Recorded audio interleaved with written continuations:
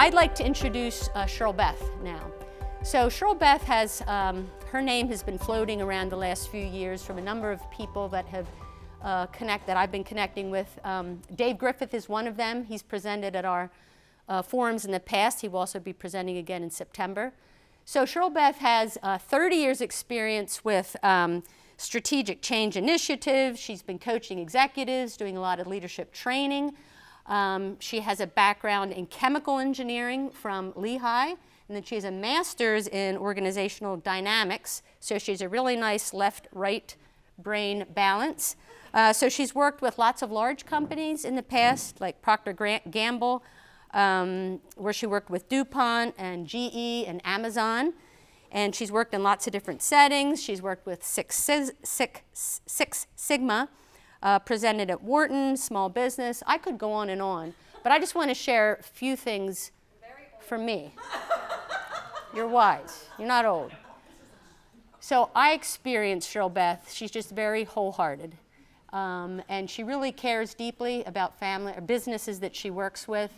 And she and I actually have committed to be spiritual companions. I have a lot of respect for Cheryl Beth. In fact, she's one of my coaches. So Cheryl Beth, you can take it from here. Cool. And we're looking forward to it. Sally. Thank you. Thank you so much for having me. All right, I was going to say, let's flip it over and see what we can do here. Actually, that's Holy Cross. That's one of my retreat places. I think Sally mentioned that to you all. So if anybody's interested, it's an amazing Anglican monastery that's up on the banks of the Hudson. And I just got to spend Easter there, so I'm all rejuvenated and ready, maybe. We'll see. Okay, so let's do this. First of all, I'm very, very grateful to the Delaware Valley Family Business Center team for having me. Thank you to Sally and to Henry. It's been very, very fun. And Brenda behind the scenes. a special shout out because she's been having to coordinate everything. So thank you very much. I also want to say thank you to all of you for taking the time to do the pre-work. Even if I know there were a few. Jonathan has already gotten his prize because he was first at getting his done. And there are a few more prizes up here as well. But I wanted to acknowledge him getting his 4 decisions assessment done. So thank you for that. I also want to do a big shout out to some of the folks from CEO Think Tank that are here today.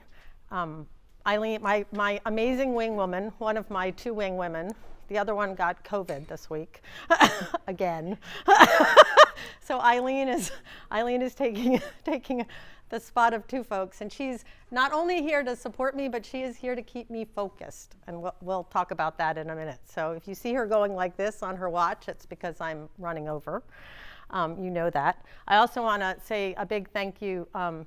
Michael Pearson, unfortunately, the founder and former CEO of Union Package, also got sick this morning. So he's in the process of getting tested. So I was hoping we could pull him in for like a little verbal, but I don't know if that's going to happen. So those are our 2, what do they call it in football? The injuries? The ones who've been sidelined, just like constant. But I wanted to give a big shout out to PPR Note, who's here, and actually Dave Van Horn, who's the outgoing CEO. is going to be doing a little understudy work for me today, and Chelsea, as well as the O'Connor Group. Marcia and I have known each other for 2 decades. It's sort of scary, going back a ways, and Keisha. So thank you for being here. So in order to stay focused, and so that you know a little bit about our work. So we have been in business, this year is actually our 26th year in business. We celebrated 25 last year. And over that time, we have worked with literally hundreds, I think, of CEOs and their team.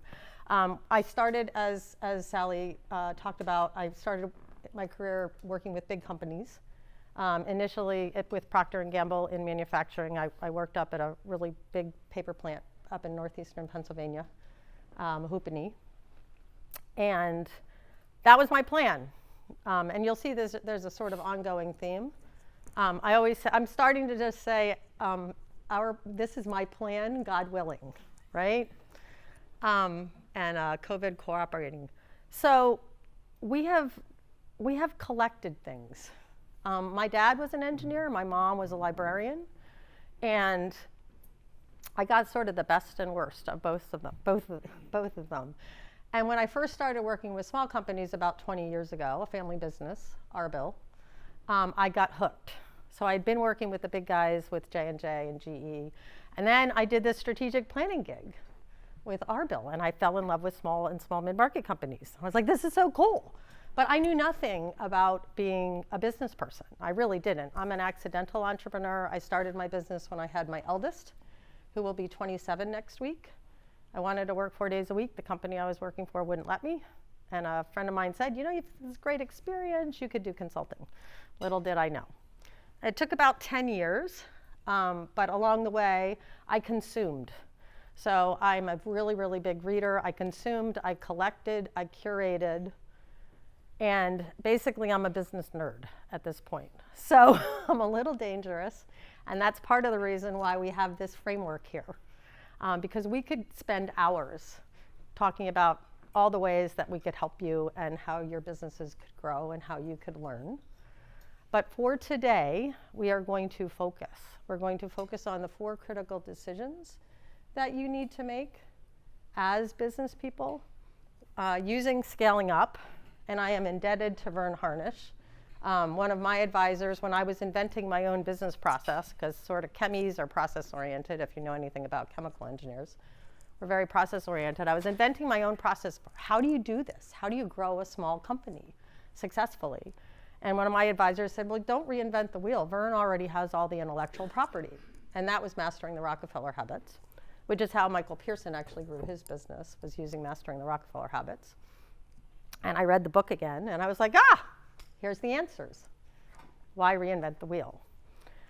And one of the most important decisions, one of the most important tools in the Rockefeller Habits, in scaling up, is the 4 decisions. And so what we're going to be doing today is digging in. So the first piece we're going to do is looking at the assessment that you took, which is why we were nudging you to get the assessment done, because we wanted you to be able to talk about it. And I firmly believe that we can't talk about where you want to go until we figure out where you are, right? And also how aligned you are, which is why it was important for everybody on your team to take the assessment. And if there are people on your team that didn't take the assessment, or they're back at the office and they haven't, I'd highly encourage you to get a read on that too. It's not a completely objective assessment, but it's a good one to get the conversation going. So we're going to spend about 20 minutes digging into the assessment. And then we're going to divide the rest of the morning into those 4 decisions: people, strategy, execution, cash, and about 30 minutes in each one. So we're going to dig into people. We're going to talk about a couple of the questions that you should be asking yourself. I think Jim Collins is the one who said sometimes the questions are more important than the answers. And one of the best compliments I can get is when someone says, wow, that's a really good question. I hadn't thought about that. And then give you a tool to think about it. And then we're going to talk about strategy. And again, questions and a tool. And this group over here is going to get some more advanced work just to keep them a little occupied. But they're going to talk about their stories as well. Then we're going to take a break around 10 o'clock. And when we come back, that's when I was going to have Dave just share a few words about PPR Note's story over the last decade. It has been a decade that we've been working together.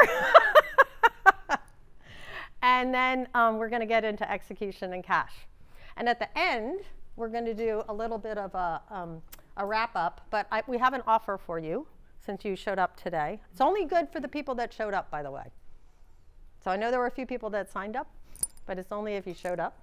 There's an offer, and we have an opportunity, a couple opportunities, actually, in case you want to take advantage of them. And then just know that one of our sort of, what is it, Eileen, a signature? Is what's your key takeaway? What's the one thing that you're going to commit to doing when we're done today that you're going to take with you? There are handouts that we're going to be using, so each one of you should have handouts. And in that handout, you will notice on one page of that handout, there's actually a calendar. And the reason that's in there is as a reminder that you actually need to schedule things. If you want to actually get anything done, it has to show up in your calendar. That's, again, that's our framework. So there's actually a schedule in here to make sure that you get your follow-up meeting. And Eileen, as I said, is going to help keep me aligned. I just want to check if everyone can hear Cheryl Beth. Yeah. Is she loud enough for y'all? Borderline? Okay, so project. So, all right, so you want me to project more? Okay. Okay. All right, signal me if I start dropping.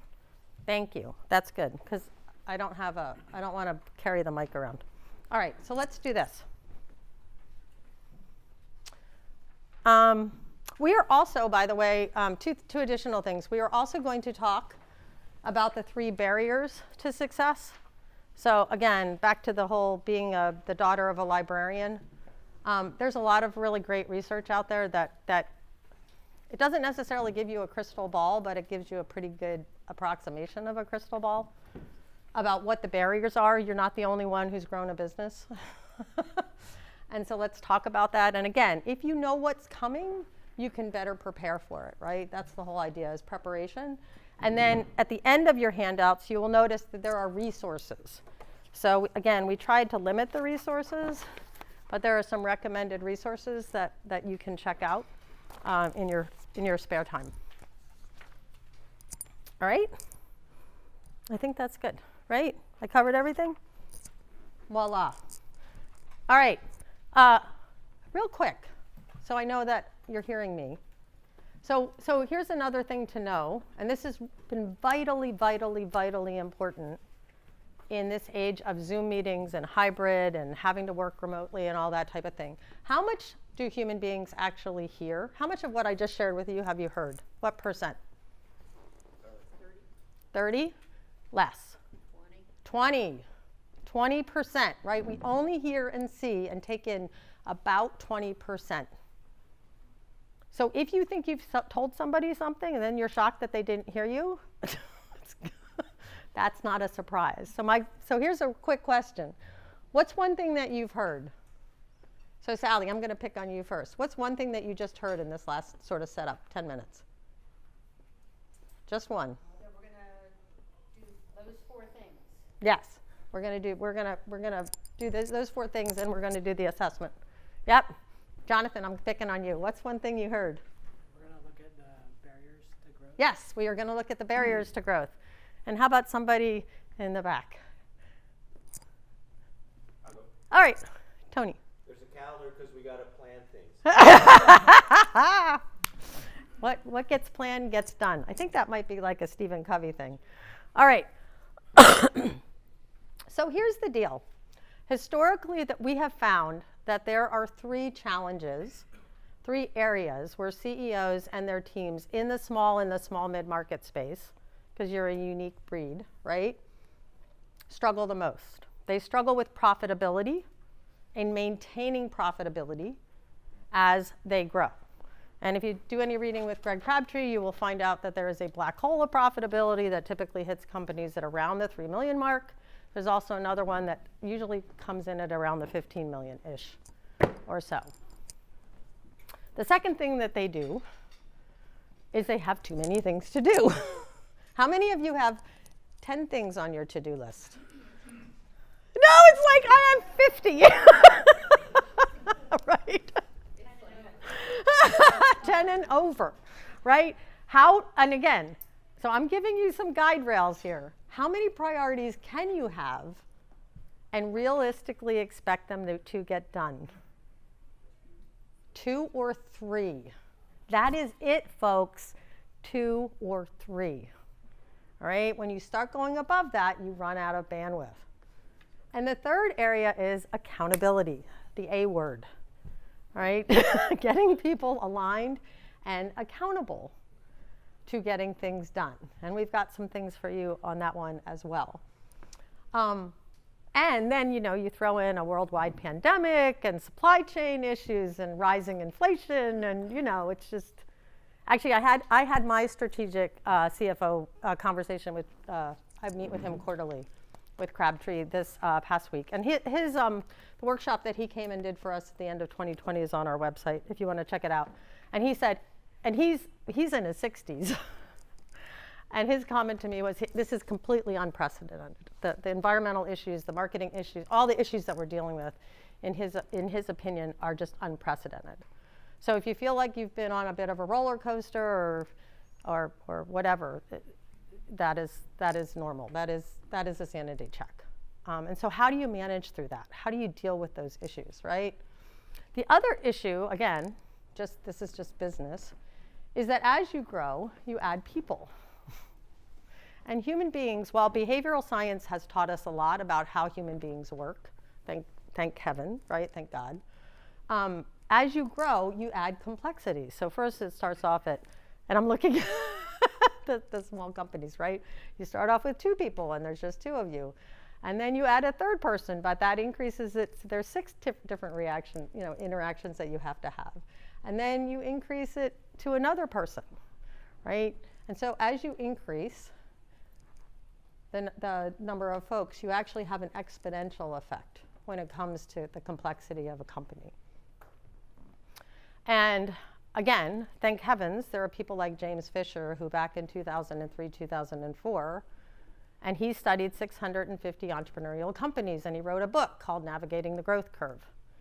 And you'll see the resource, it's called The 7 Stages of Growth. And what he actually found out was that there were 7 stages of growth, each with its own unique challenges based on the number of FTEs, full-time equivalents that you have, number of people, because people add complexity. It's not about revenue. It's not about geographic locations. It's about people. People is that critical factor. And so it actually gives you a bit of a crystal ball for predicting and dealing with the challenges, as well as what he calls a wind tunnel stage and a flood stage. And if you want more information on that, I'm happy to talk about that later.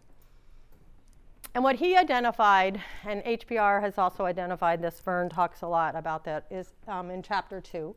So you all got copies of the Scaling Up book. I would tell you that in my world, like, I know this is like a reference manual. It gets sort of a bad rap. Mandatory reading for any entrepreneur that wants to be successful, any business owner that wants to be responsible to the people that they employ, because I know family businesses have that. Read chapters 1 and 2. Read chapters 1 and 2. 1 gives you an overview of the system, 2 talks about the barriers to growth. I'll get off my platform. There are 3 barriers to growth. The first is lack of leadership. Finding the right people and putting them in the right seats.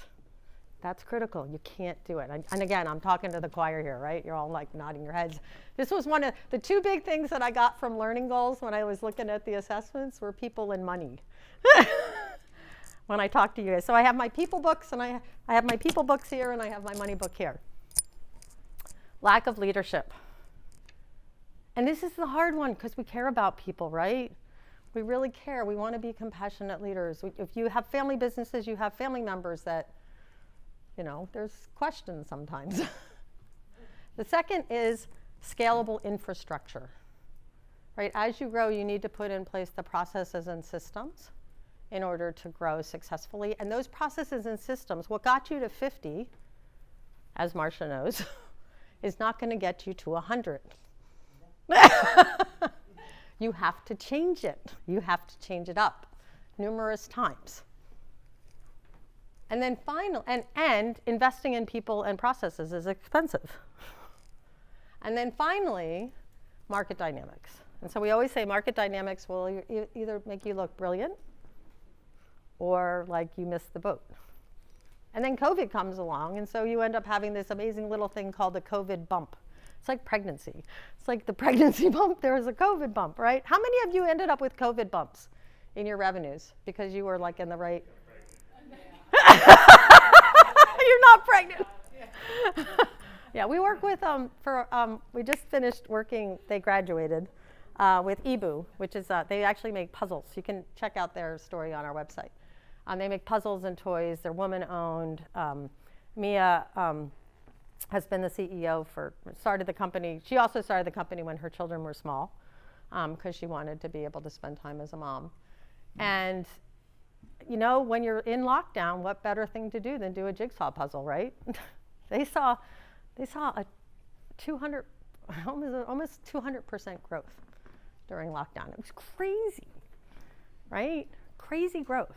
But that's not gonna, then the question becomes, how do you take advantage of it, fill your coffers with the money, and then keep sustaining it, right? That's the trick now. It's like, what can we keep, and what might we need to adjust? For those of you, wait, do we have the landscapers here? Any no, they didn't make it, right? But it's the same thing with snow, right? Landscaping has snow, right? So snow, sometimes it snows, sometimes it doesn't. So you have to treat it as like a COVID bump. You have to treat it as a special anomaly, and then say, what might we do differently going forward? And then finally, we have the 4 decisions, because the 4 decisions really gives us this opportunity to dig in and figure out where we should focus. People, strategy, execution, cash. And the reason I love the 4 decisions model, I like anything that simplifies the complex. It's like the legs on a table. Typically what we find in a small mid-market company is that one of these legs, people, strategy, execution, cash, is short. And you can stick in the sugar packets right under the leg. And that's the one that helps to focus you. That ends up becoming the number 1 priority for you, the number 1 focus area. And then I will never tell you not to focus on the other ones as well, but being clear about what the number 1 goal is, what your primary focus is critical. So this is why we want to dig into the assessment. And just to real quick, I'm just going to throw this up. Each one of these 4 decisions has a measurement. So good execution has 3 disciplines. I think Stephen Covey said there were 4 disciplines of execution, but we use 3. The first is you got to know what your priorities are. Again, 2 to 3. The second is you have to be able to measure your progress. Have some type of key performance indicator. If you walked out on a football field and there were no lines, it would be hard. I'm not saying you couldn't play the game, but it would be challenging, right? There has to be some type of measurement to keep you focused. By the way, human beings are pressure prompted. So the other thing about good execution is there should be a date that is associated with it. And then you need to have some type of speed bump to keep you in line. So the KPIs that we look at, and we're going to go in and talk about these when we talk about each of the 4 decisions. For people, it's all about engagement. How many of you are doing anything with like the Gallup work, or do engagement surveys, or do 15-5? Okay, right? So engagement is critical. There's lots of data that says if you have an engaged workforce, it improves productivity. It's crazy, right, the numbers, which this is why this is required reading for all of my CEOs right now. Strategy is all about revenue growth, and not revenue, not top line. What's the real mark of a good strategy? Revenue is vanity, and do you know that the fill in the blank? Blank is sanity. Profit, gross profit. Gross profit is your real top line, not revenue. Doesn't do you any good to have 10 million in revenue if it takes you 11 million to make it, right?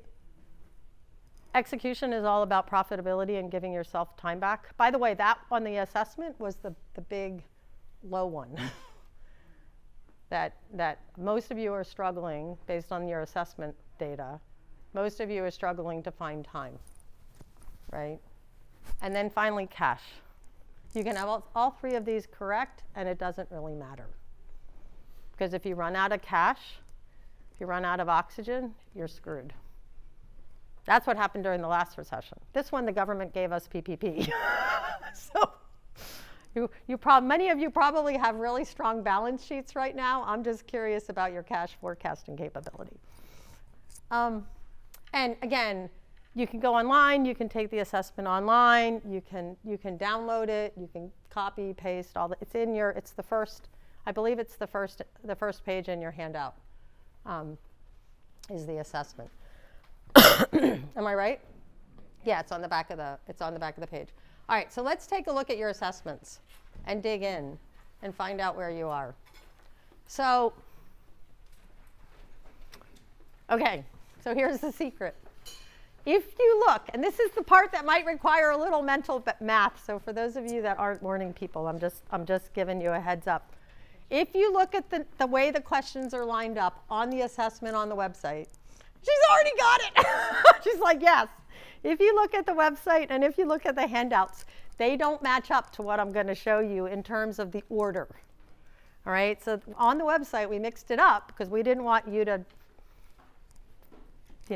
know the answers, right? So we mixed up the questions a little bit. But what I'd like to do is know where you are, right? So if you take a look at your assessment, can you add up all of your, so that, again, the rankings were, there was one person who ranked, I didn't know if you got the scale wrong. So one is that you strongly disagree with a statement. So 1 basically means you're not doing well in that area. And 5 is I'm doing really, really well. I strongly agree. So I just want to make sure that everybody's on that same page. And what I want you to do is take a shot at adding up and finding out what your scores are.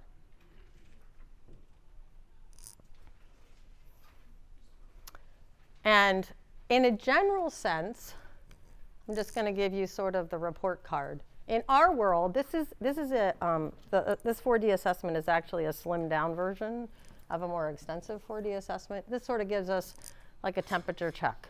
So if you ended up getting 40 to 50, so how many people just individually got around a 40 to 50? We had one back here. Any 40s or 50s? Where? Oh, look at you guys. Well done. A, or at least a B plus. Was it closer to 40 or closer to 50? Right in the middle. Right in the middle, 45. All right, A minus. Good job. All right. So, you don't have to do anything if you don't want. You guys can go home. Wait, what company are you guys? Laboratory testing. You're the lab testing. That's right, I remember. Okay.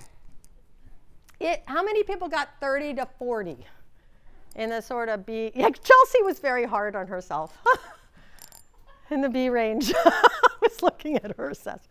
Yes? Yeah, a few of you. Okay. So there's some room for improvement. And let's talk about how we can maybe help you. And then finally, who had 30 or less? All right, there's a bunch. So we got 1, 2, 3, 4, 5. Okay, I'm going to have to do something special for you. The 5 of you get to come up and pick a book at break, all right? Because I want you to learn. I want you to learn. I want you to grow. In my world, that's one of the best ways to do it. So we'll talk, the 5 of you. Now, what I'd like you to do is talk amongst yourselves. So let's take 4 minutes and compare your answers. Because this was just the first part. Now we got to see how aligned you are. Where did you agree? Where are you aligned?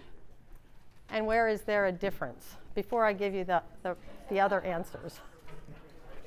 4 minutes.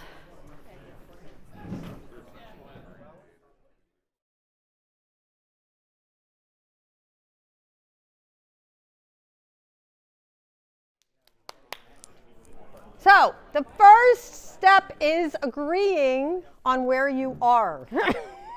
Right? Yes. Because we can't decide if we want to go to Colorado, but Tony thinks we're in New Jersey, and Dave thinks we're in South Carolina, and Mark thinks we're already there. It's a problem. So how'd you do? How aligned-ish are you? Yeah, generally plus or minus-ish, 1 or so. Sally was saying they're pretty aligned. All right. And anybody wildly unaligned? Wow. That's good. That's good. No. No, that's good. Chelsea, you and Dave are still aligned? Yeah. Okay. Marcia, how about you and Megan? We have the same number, but the different numbers inside. Ah, yes. You're going through that. Why are you a 3 now? Why are you a 3? Why am I a 5? Okay, good. So that's lovely. Is there anybody, because you don't have everybody here, I'm assuming, is there anybody back at the office who needs to be a part of this conversation? Okay, so you will notice in your handouts that there's also, along with a little lovely calendar, there's also this WWW execution thing in brown towards the back. If that would be important coming out of this conversation to go back home and talk to that person and see where they are so that you're all on the same page, put it down. And the reason we do this, right, is who is going to do that? What are they going to do? I'm going to go talk to Bill, or I'm going to go talk to Lucy, or whatever, right? By when? So today, just in case you didn't know, is Wednesday, April 27th. May starts next week. I would highly encourage you to do that within a 7-day period. In fact, who does EOS? I know Marcia does EOS. Anybody else an EOS person? Yeah, right? So what does Gino say on the level 10 meetings? When you have your 7-day to-do list, it has to be to done. At the end of 7 days, right? So make it days and weeks. Days and weeks are much better motivators. So put it down on your next step, because we're going to go back to that at the beginning, at the end today. So now let's talk about what questions are what. So here's your 3 strategy questions. And again, remember, strategy is measured by consistent, predictable, robust, real top-line growth, gross profit. We have a clear sense of our key differentiators. And we win deals more often than we lose. A number of you, by the way, actually scored that one high, which I found sort of interesting. We have a clearly articulated vision. Big, hairy, audacious goal, written and understood by our employees, and that goal drives our people forward. That is part of strategy, folks. It's also a people one. We'll talk about that, because people actually care about where they're going. Most of them don't want to go along for the ride. Most of you did not do as well on that one, from what I saw as I glanced through the results. And then this one was the real kicker. We gather feedback on an ongoing basis from our customers and employees to improve the company. The answers are sometimes in the building, but a lot of times they're out there. And if you're not spending time in a systematic way collecting data and information from your customers, you are going to lose. I guarantee it. Yes, sir. Sorry to interrupt, but No, good. it's a hot point for us currently. So how do you handle that? I mean, to go out to your customers. We're going to talk about that. You are right on point, sir. All right, we'll talk about that. Great. Write it down, make sure I do it.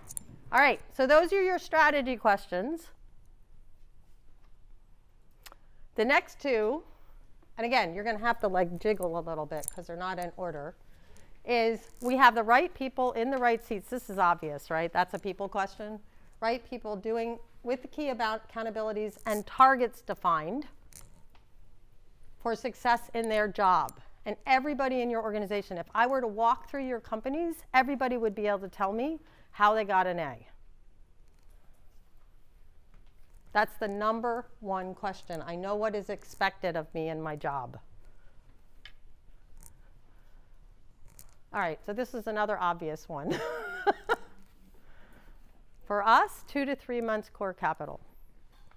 And I don't mean a line of credit, because what's the problem with a line of credit? It also can get taken away. Yeah, that. Which we saw back in 2008. I've lived through 3 recessions. Yeah, that is not a line of credit. That is core capital. That is off the book. It's off someplace. Maybe it's in PPR note fund, getting 10%. It's someplace, right? And then finally, the last 4 are execution. We have plenty of time to plan and spend time planning because we do so little firefighting. We review our most important metrics on a daily and weekly. You're going to hear this time and again. Daily and weekly to make sure things are running on time and on target. We have a written business plan. Written, not in my head or on a scrap of paper. This was another one that you didn't score as high on. We have a written business plan that we use to help direct our activities. And we regularly accomplish most of what we set out to accomplish. So this was interesting because as I was reading through these, you guys scored high on the last one. We regularly set out what we say to accomplish, and I'm like, crap. If they actually had plans and they actually monitored those plans, I imagine what you could accomplish if you're regularly setting out and getting the things done that you're trying to get done. Why does that daily and weekly thing keep showing up? What do we know about human beings? Pardon? We're creatures of habit. Well, we're creatures of habit, right? Eileen could give you a whole lecture on habit. Yes, and so putting habits in place like weekly level 10 meetings, right, is really critical. What else do we know about human beings? My husband actually works as the director of organizational effectiveness at the University of Pennsylvania at the medical college. And he's dangerous. He's also dangerous when it comes to human behavior. What do we know about human beings? Are we pressure prompted or are we early starting? Meaning we like to start early. Pressure prompted. We are pressure prompted. 80% of human beings are pressure prompted. And months and years and quarters don't mean anything. You want to give it to them in days and weeks. I need this from you in 2 days. I need this to you next week. And if you're going to go into next week, I want to say May 4th, Wednesday. If you want human beings to do a little bit more of what you need them to do, work with them, right? If I had a 4-cylinder car and I had a Jaguar right next to it, or a Lamborghini, who would win? I can't expect a 4-cylinder car to do like what the Jaguar, what the Lamborghini's going to do, right? The performance cars. It's not going to happen. But you all keep pretending that human beings are like robots, and they're not. Leverage what we know, right? The reason that these KPIs are weekly and daily and should be looked at weekly and daily is because that's how human beings are operating. And the reason that we want to write things down is because, again, when it's written down, it does something funky in the brain. Yeah, Marcia's like, yes! So take advantage of human beings and how they operate. So as you look at these, where is your short leg? Where did you score the lowest? What's your biggest? Where's your Achilles heel? Yep, 4 minutes. Thanks. Mine was execution. Execution. Yep, the nemesis. That's why there's 4 questions in execution. Execution. That's why Gino has EOS and traction, right? Because execution is the biggest issue for a lot of small companies. So how many people scored low in strategy? You're not really happy. You got like 2s, 3s, 4s. No? Yeah, maybe. How many scored lower in people? Yeah, there's. How many scored lower? A lot of you have cash reserves. Doesn't seem to be a big issue. Did anybody score low in cash reserves? Yeah? Okay, thank you for your honesty. And then everybody else's execution? Where did you guys score low? Oh, you were a people. You guys were people. What were you all? KPIs. KPIs. Yeah, putting the measurements in place. How about you all? Execution. Joseph, how about you? The KPIs. KPIs again. How about you all? Execution. Execution. You guys are execution? And execution? Yes. Just a quick question on Yep. KPIs and not to sidetrack us, but Yes. I feel like KPIs don't work anymore.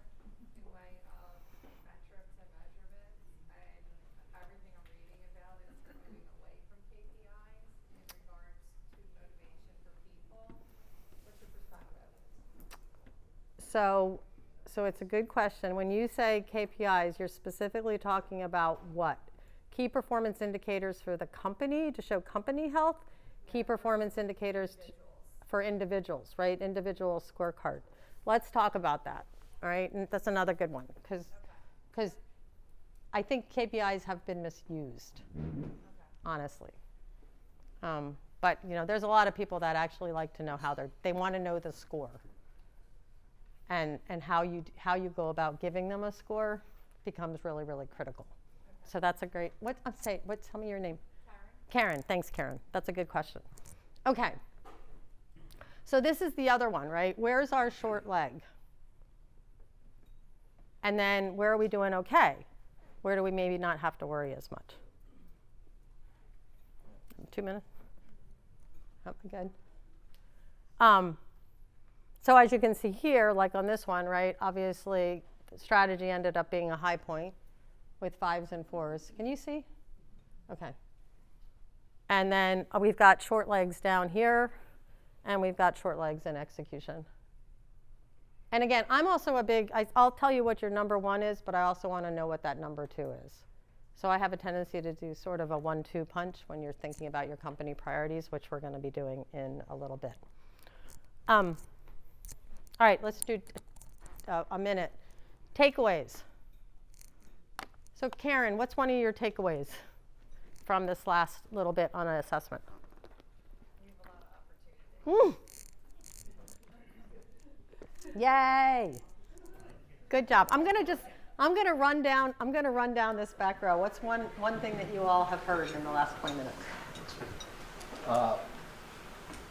Well, just the assessment in general, just putting it in ranking order of where we could have some improvement areas was insightful. Lovely. Good job. How about you all? Same type of thing. Putting everything down, putting a number next to everything kind of was a little bit more eye-opening, and realizing where we need to kind of work on things, and that you have the same answers as a table. At least we're on the same pages. Yeah, it's good, right? So, at least we agree with where we are. So it's good that we're at least on that same page and what we have to work on. Yeah, great. Lovely. And you guys, what's one takeaway? I mean, for me, I don't have a written quote-unquote business plan, so I'm not quite, we have strategic priorities for the year, the quarter. And they're written down someplace. They are written down. Okay, so they're written. That's a positive. That's a step in the right direction.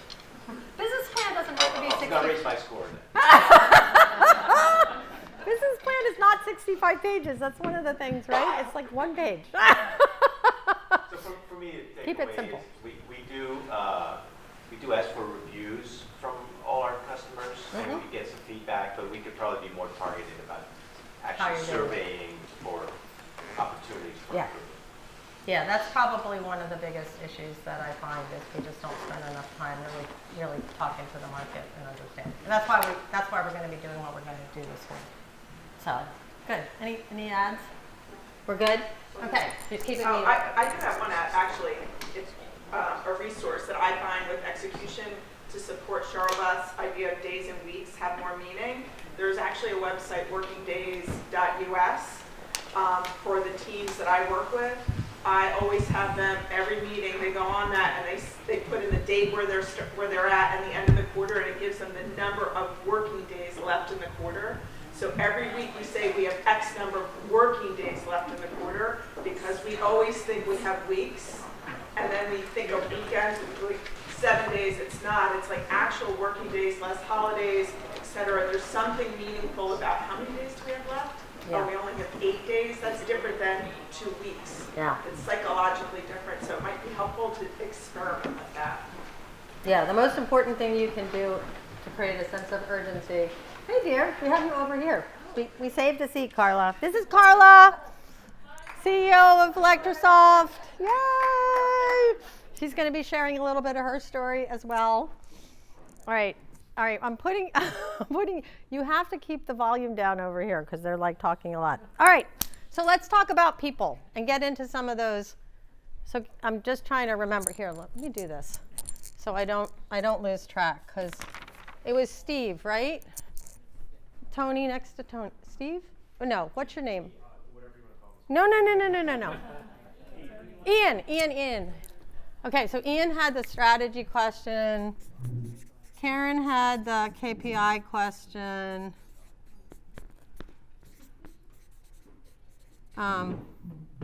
Where was the other question that didn't want to keep me off track? I thought there was a. It was just it? Okay, I'm keeping my parking lot to help keep me focused. All right, so let's talk about one of my favorite subjects, people.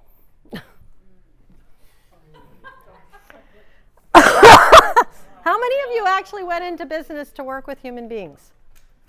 Oh, there are some. You're just a little off the beaten path, right? Most of the folks that all right, we have a couple over here too, right? Most folks that I know didn't necessarily go in to business to work with people. Dave's like shaking his head. So here are the key people questions. So there are three pieces that we want to make sure that you're pulling together for each of the decisions. The first is, how do I measure success in this area? And I already told you very early on that the KPI, the key performance indicator that we're looking at for the people decision, is what? Starts with an E. Engagement. Thank you. As measured in our world by the Gallup Q12. We're going to talk about that in a minute.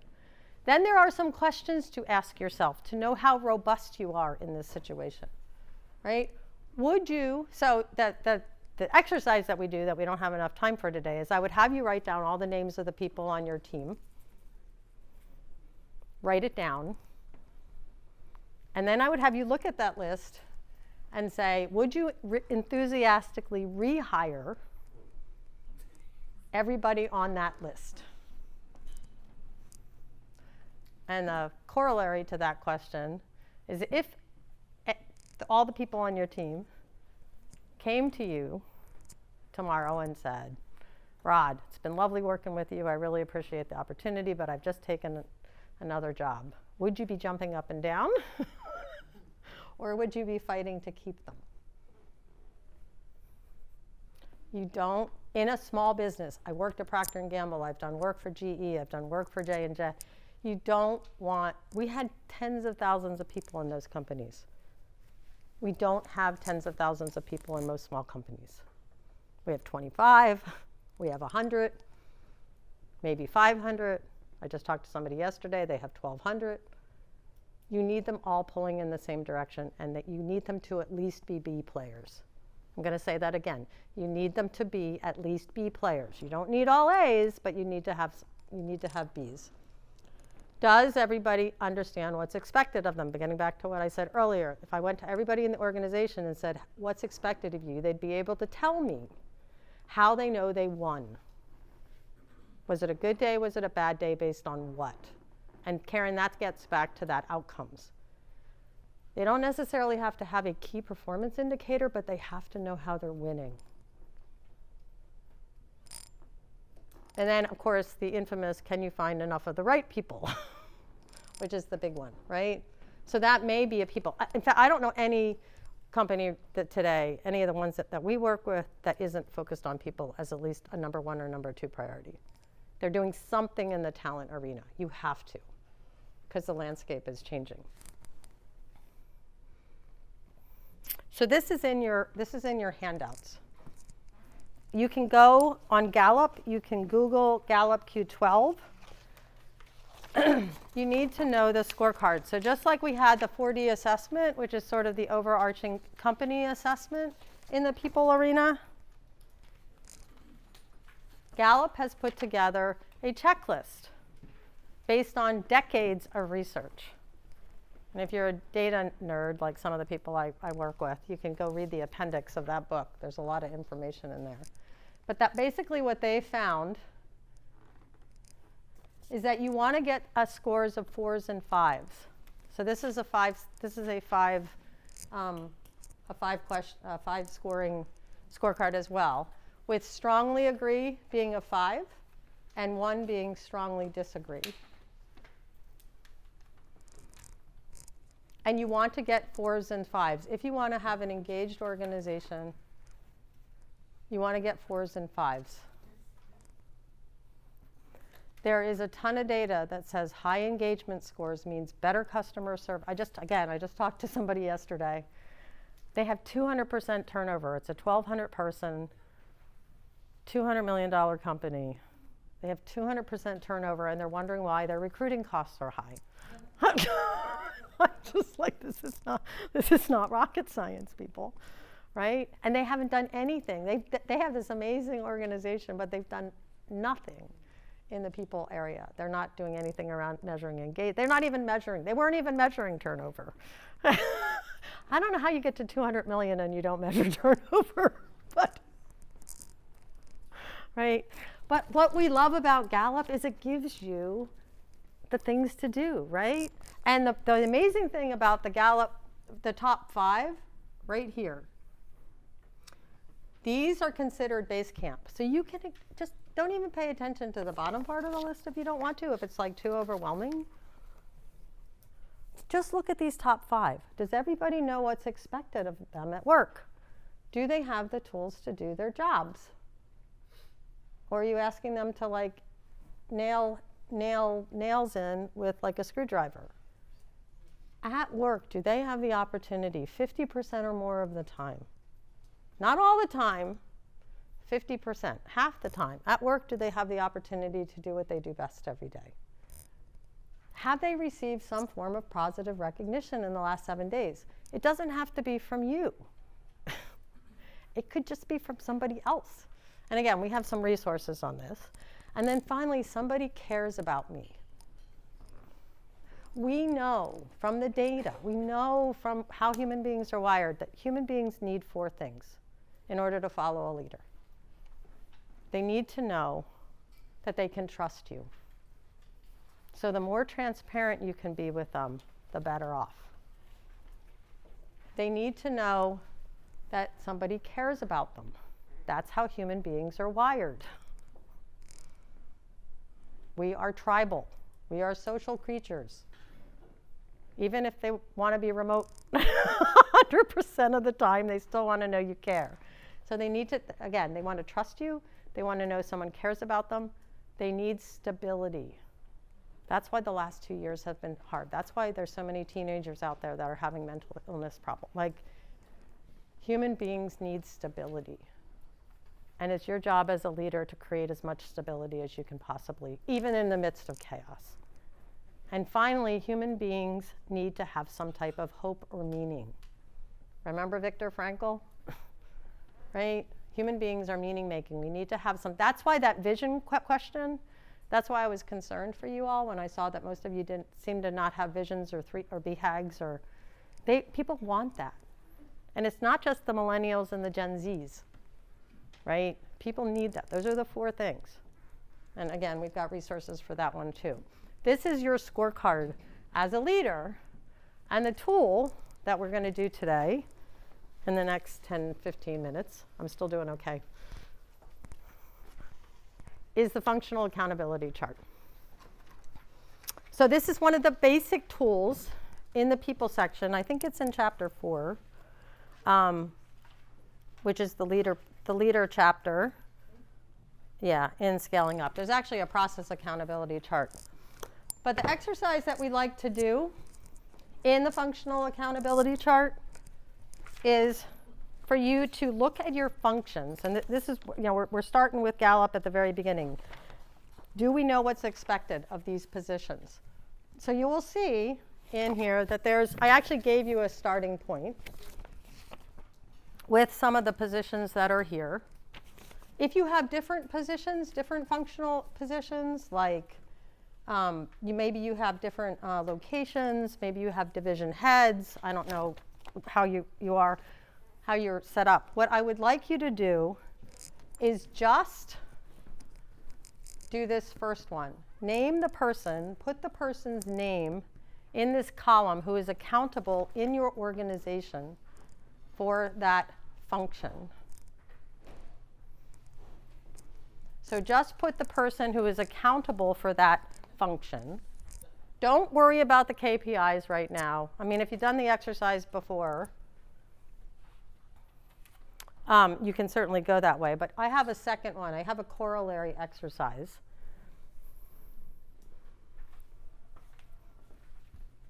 take a minute, and again, this is an individual exercise, and then we're going to talk amongst ourselves.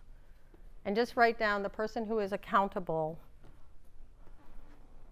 at first glance for that function.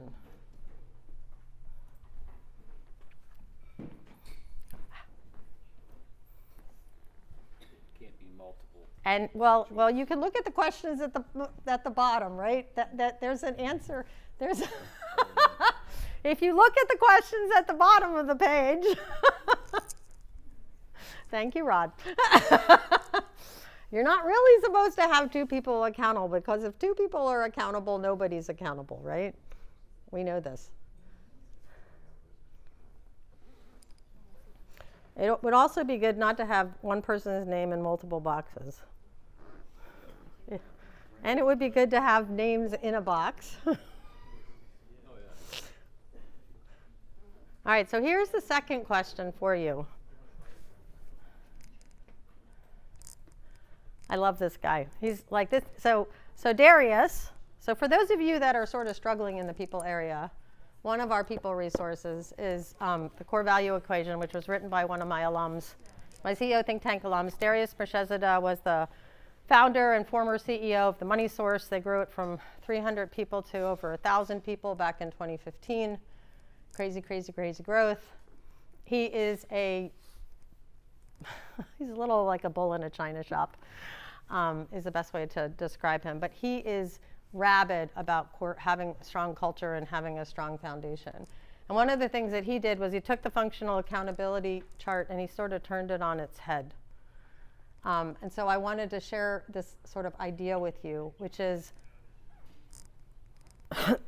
putting that person in that seat, right? Who's accountable for that function? And then the second question is, why does that function exist in your company? And that's the conversation I really want you to have. Why does that function exist? What is the purpose of that function for your business? Because IT with PPR Note looks different than IT for Capstone, looks different than IT for Delaware Valley Family Business, right? So this company, it's actually a real company. I just changed the names, right? Thought it was sort of humorous to put Dolly Parton down as in charge of IT.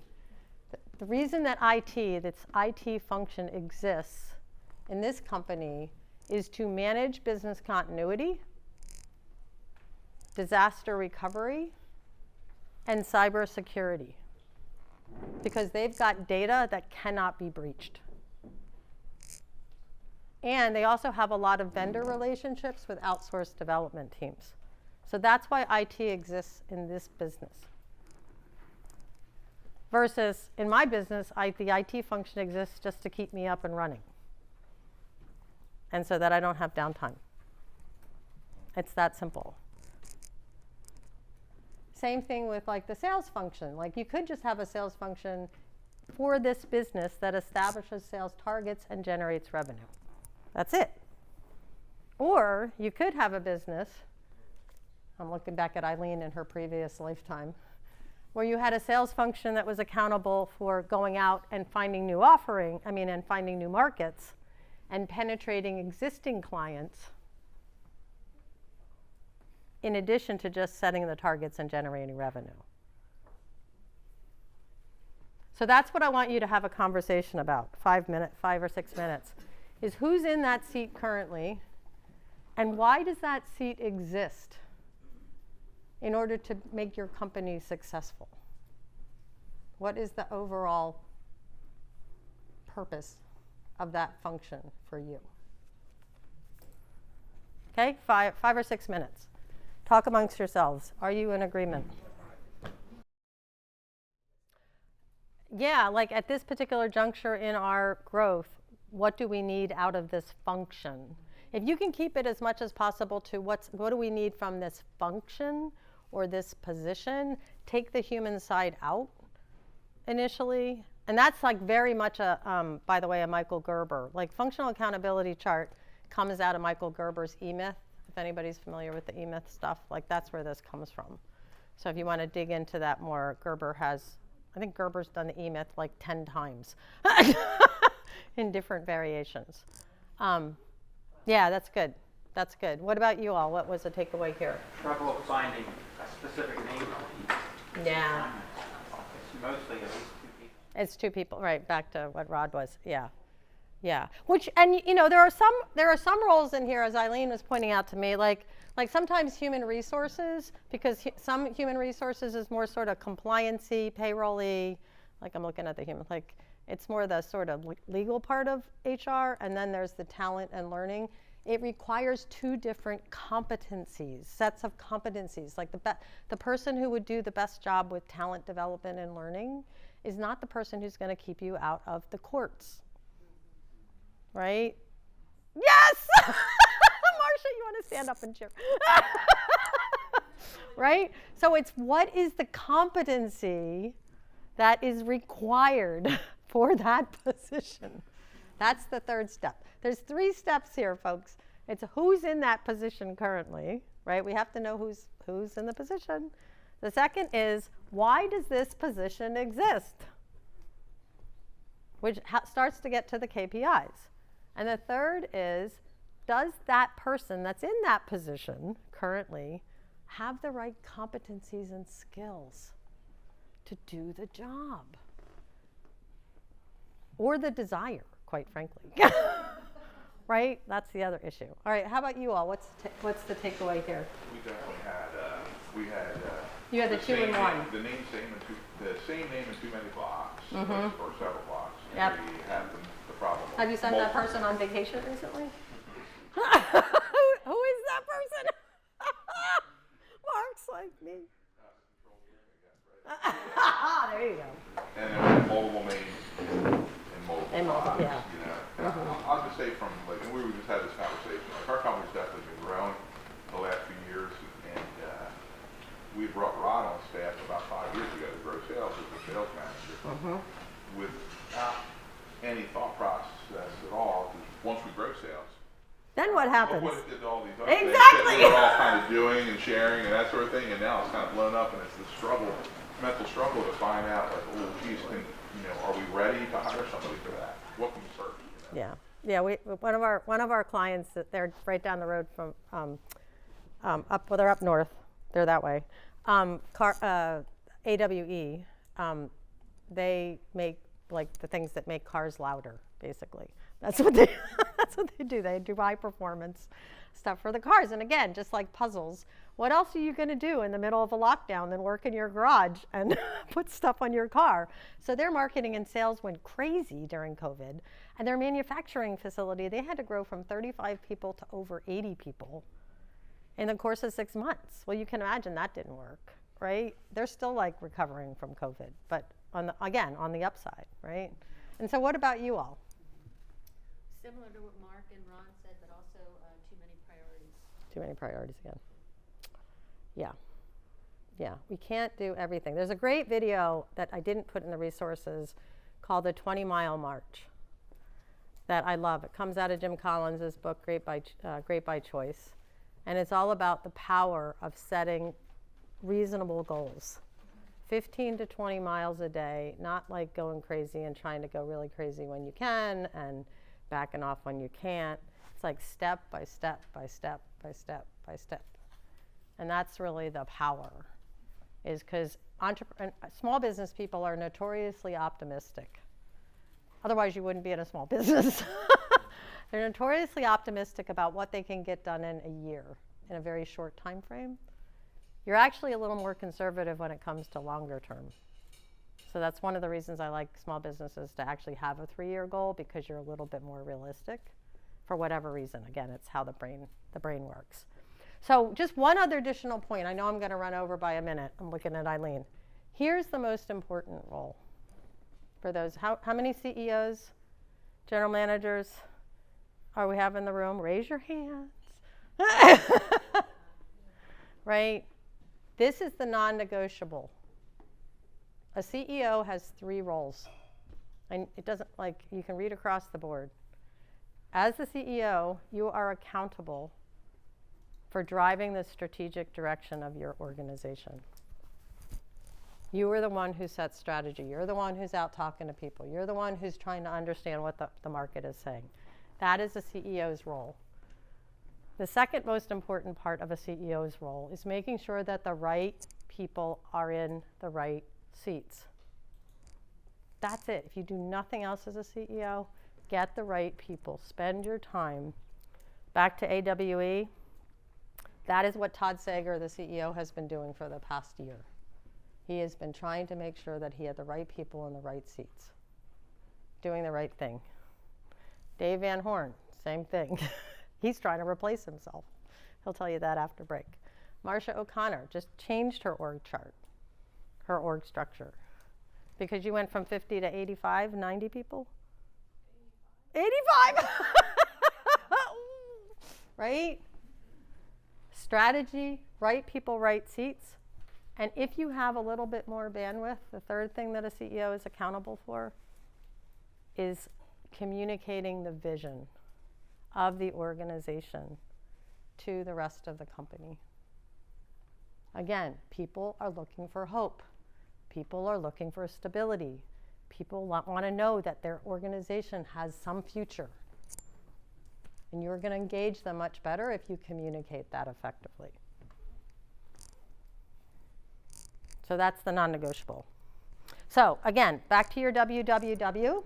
What's the one thing that you need to do coming out of this people exercise? What is it? Who's going to do it by when? One thing.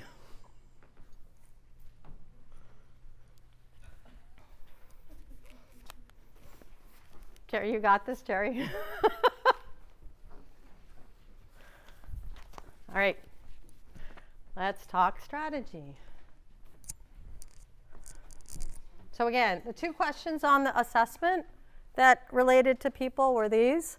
We have the right people in the right seats with key accountabilities defined. That's why we did that exercise, so that everybody understands how they're going to get an A. And then the one that we didn't really dig into was core values, because core values is an important part, having that clear culture to attract, hire, and engage our employees, and have created a solid virtual bench of candidates. You should always have a bench. You should always have a bench. Just like you have a pipeline in sales. Who are the salespeople in the group? Rod. Do you have a pipeline? For business, yes. Yes. Do you have a pipeline? You need to have a pipeline of candidates, folks. Check out Darius's, the webinar is up on the website underneath Learn. There's a Learn tab on CEO Think Tank's website. Check it out. It's really very, very, very solid stuff. If core values is the area that you need to work on. So let's talk about strategy. So here's your strategy questions. Does anybody remember? Here's the pop quiz. Does anybody remember in the strategy section what that KPI was that I've said like 3 times now? How do you know whether or not your strategy is solid? Revenue. What kind of revenue? Consistent. Gross profit. Thank you.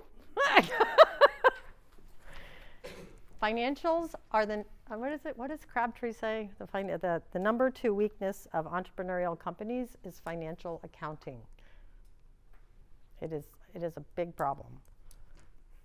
Yes, top line, real top line, your gross profit, consistent, predictable, sustainable. That's what we want. So the question you want to be asking yourself is, where are you trying to go, and are your gross margin dollars going to get you there? Is it predictable and sustainable? And this is a Crabtree question. Do you have something that people want and are willing to pay for? Because people want a lot of stuff, but they're not always willing to pay for it.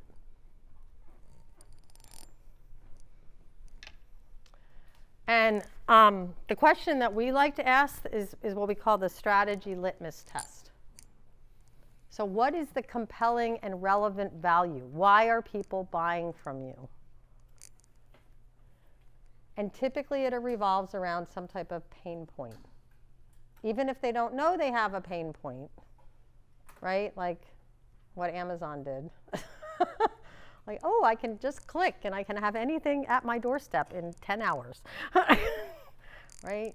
How does your strategy provide relevant and compelling value to your customers and address a pain point? So Ian, we're starting to get to your thing. And does our strategy meaningfully differentiate you from other people that are doing the same thing? Those are your two key questions, right? So I'm going to tell you a bit of a story. So at the last recession, everybody knows the Philly Fanatic, right? I'm assuming. So Dave Raymond, who now runs the fund department, was one of our early clients. He was actually one of our early scaling up clients way back when. And he was the original Philly Fanatic way back when. You still remember, right? And he had a company at the time, the fund department, that sold mascots. And when we first started to work with him, this was back in like 07, 08, and he saw, Dave was amazing at predicting stuff. He saw the recession was starting to come, and he was starting to get nervous because mascots, buying mascots, most of his customers were like minor league teams. They were schools, right? They were universities. He had about 200 of them. They didn't have big budgets. And he just saw it. He was like, you know what's going to happen? These mascots are really expensive. We have a recession that's coming, and they're not going to buy. And we're going to be out of luck. And so we said, you know what, Dave? Why don't we take oh, you know what? I didn't get that one. So there's another lovely book. I'm going to jump ahead for a minute. There's another lovely book called Roar, How to Get Heard in the Sales and Marketing Jungle. And so we pulled a leaf or a couple leaves out of Kevin's book. And he's probably one of the best best marketing guys that I know. And we said, Dave, we need you to go and talk to your customers.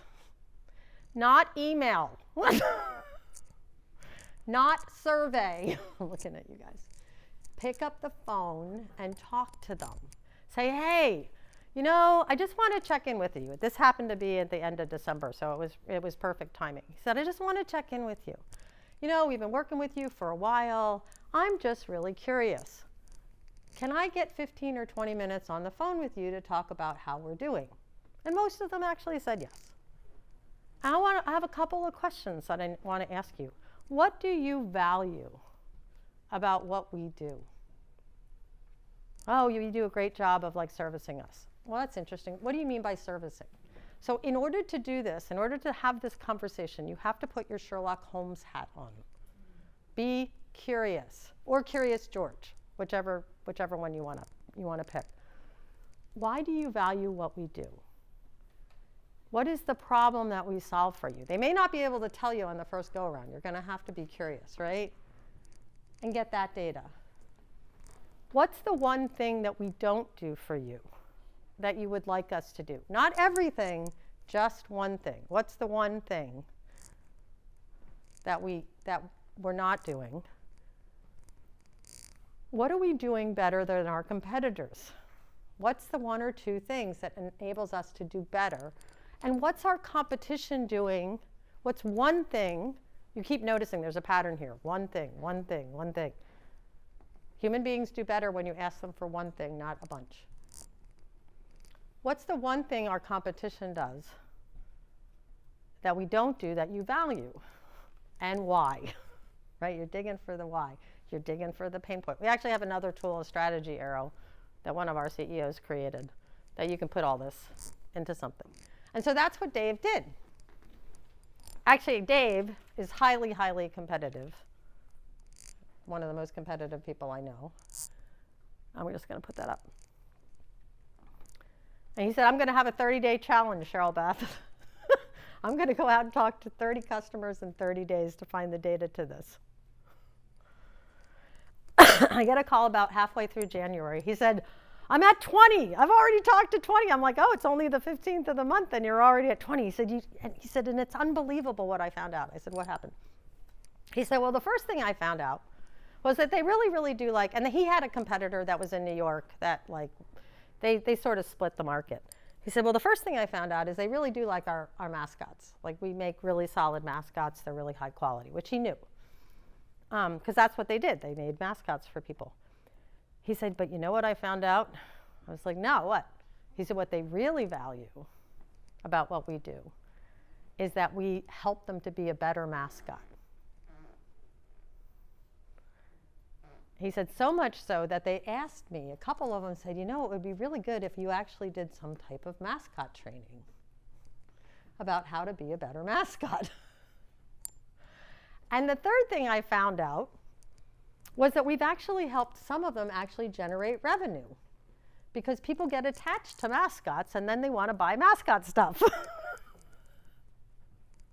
But he said, you know, the best thing? I said, what? He said, I sold 3 gigs at the same time. Because, of course, it was Dave. So they launched Mascot Boot Camp. And you can still do Mascot Boot Camp in order to learn how to be a better mascot. And so even though people weren't buying mascots during the recession, because that was too expensive, they could end up doing Mascot Boot Camp. And so that's why we want you to get out and talk to people and make your own list, right? How many customer contacts are you making every week? Not to sell. You're talking to them. You're asking them how they're doing. How's the market, right?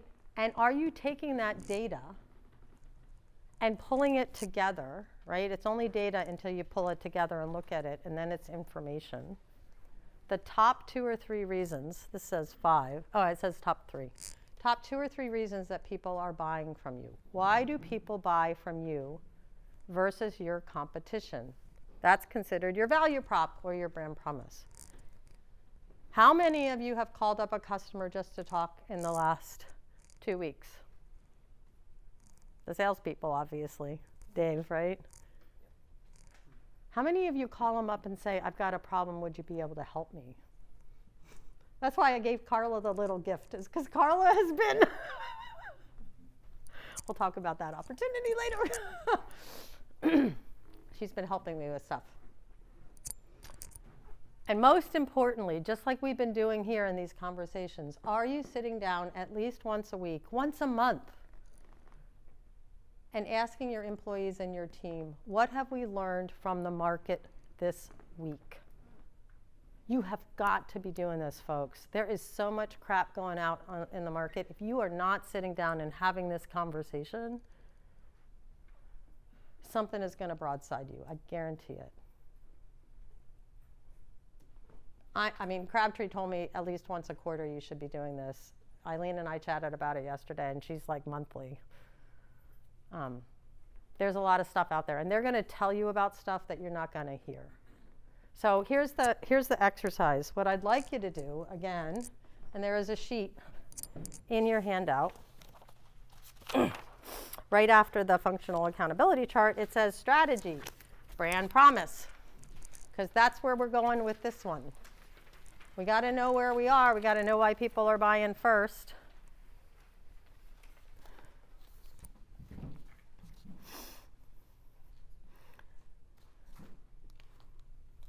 Think about your customers. So think about this 30-day challenge that Mr. Raymond did.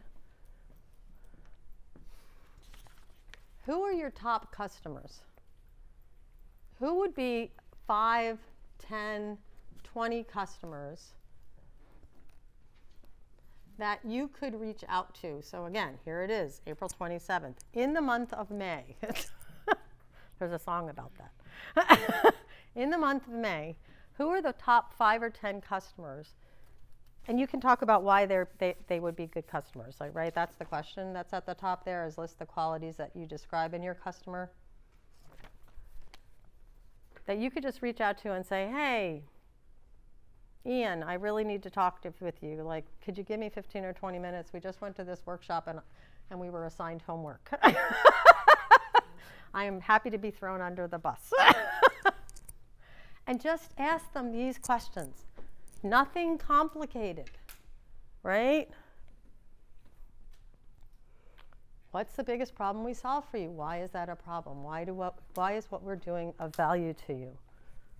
What's one thing that we're not doing for you?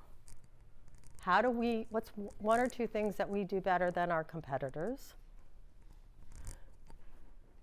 And what's the one thing our competition is doing that we don't do that you find valuable? Just ask those questions. 5. That's all I'm asking you. There's 5 weeks in May this year, if you count the 31st.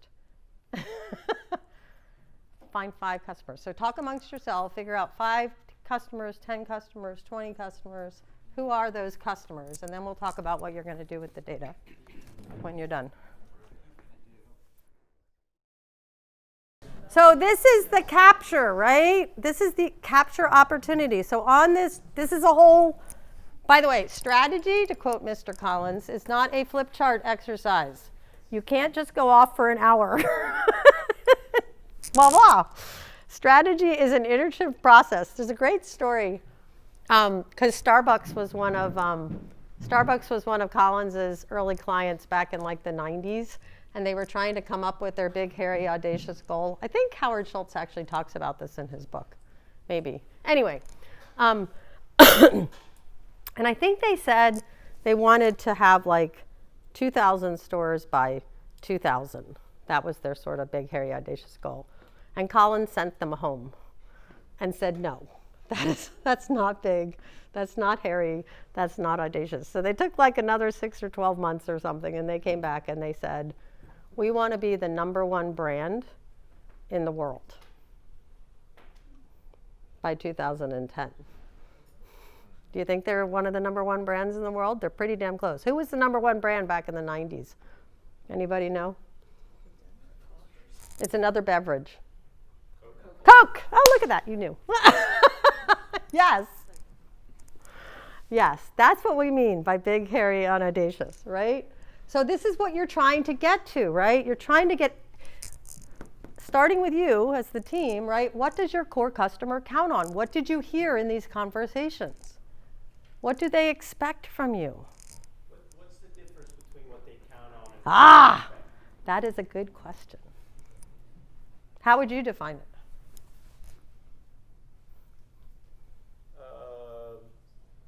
advantages versus baseline, maybe?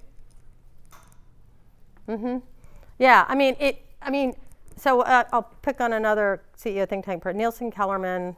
They've grown, they do all sorts of interesting stuff, but their basic technology, they started off in the rowing industry. You know Nielsen Kellerman, right? They've gone from 10 million to 50 million. They're on their way to 100. Their customers count on them. Their stuff has to work, no matter what. If you're out being a sniper, doing ballistics, if you're out on the river doing rowing, if you're down and they've gone down to Antarctica and stuff with folks, their stuff has to work, absolutely positively. What do they expect? They expect data. They expect customer service that responds. They expect to be able to have things replaced if they don't work. So yeah, it's like, what do they absolutely positively need? Because what does that do when you understand what they really count on? It creates stickiness, right? People come back to CEO Think Tank. We have so many alums because they count on us to continue to keep them educated. We are here to teach our companies how to fish. We are not here to fish for you. We are here to give you the growth curriculum and the resources and the tools to grow your companies so that you can go off and do whatever it is that you're supposed to do in this world and make the impact. I truly believe that entrepreneurs are the most amazing people in the world. Small business is where it's at. You all are making the difference. You're the ones who are employing people. You're the ones who are standing up, and as opposed to people like Elon Musk. Right? You're making a difference in the world, and if we can teach you how to fish, then that's wonderful. I think it's the best thing that we have alums. I love having alums. That's what they count on. They count on us to give them the curriculum and the resource. And then most important, how are you different or unique? What are you doing that's different in the marketplace? Because then you're in that position, right? A good strategy, I'm looking at Ian. I think it's, I'm thinking it was General Electric. I'm thinking it was Jack Welch. but maybe somebody else, who said a good strategy, good positioning, means that you are saying no to a customer, to a potential customer, 20 times versus saying yes. You are turning down more work. Sally knows this. I talk to 20 to 30 CEOs. We only end up with one working with us. That's it. Because most of them don't want the discipline. Most of them don't want the rubber chicken.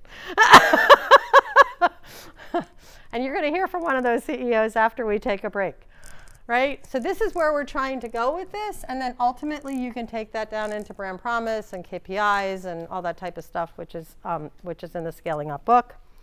But in the last minute, let me just do a popcorn style, and then we're going to take a break.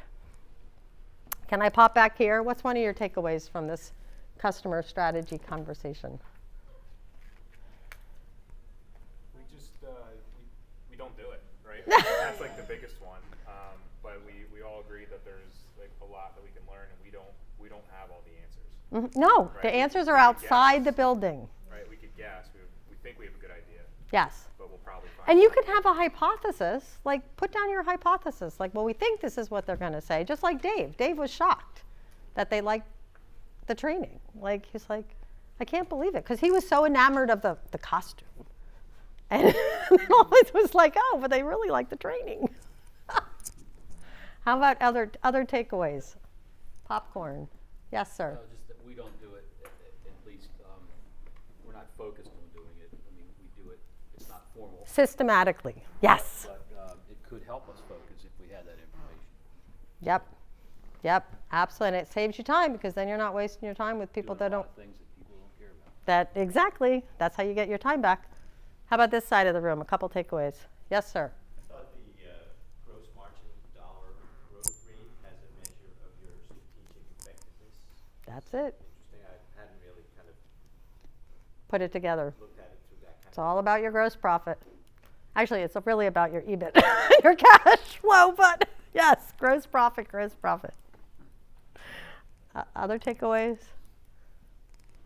Yes, sir. We actually just went through this, but the reason we were going through it is that our resources are so scarce Yeah. now, just with price increases, everything happening, that Yep.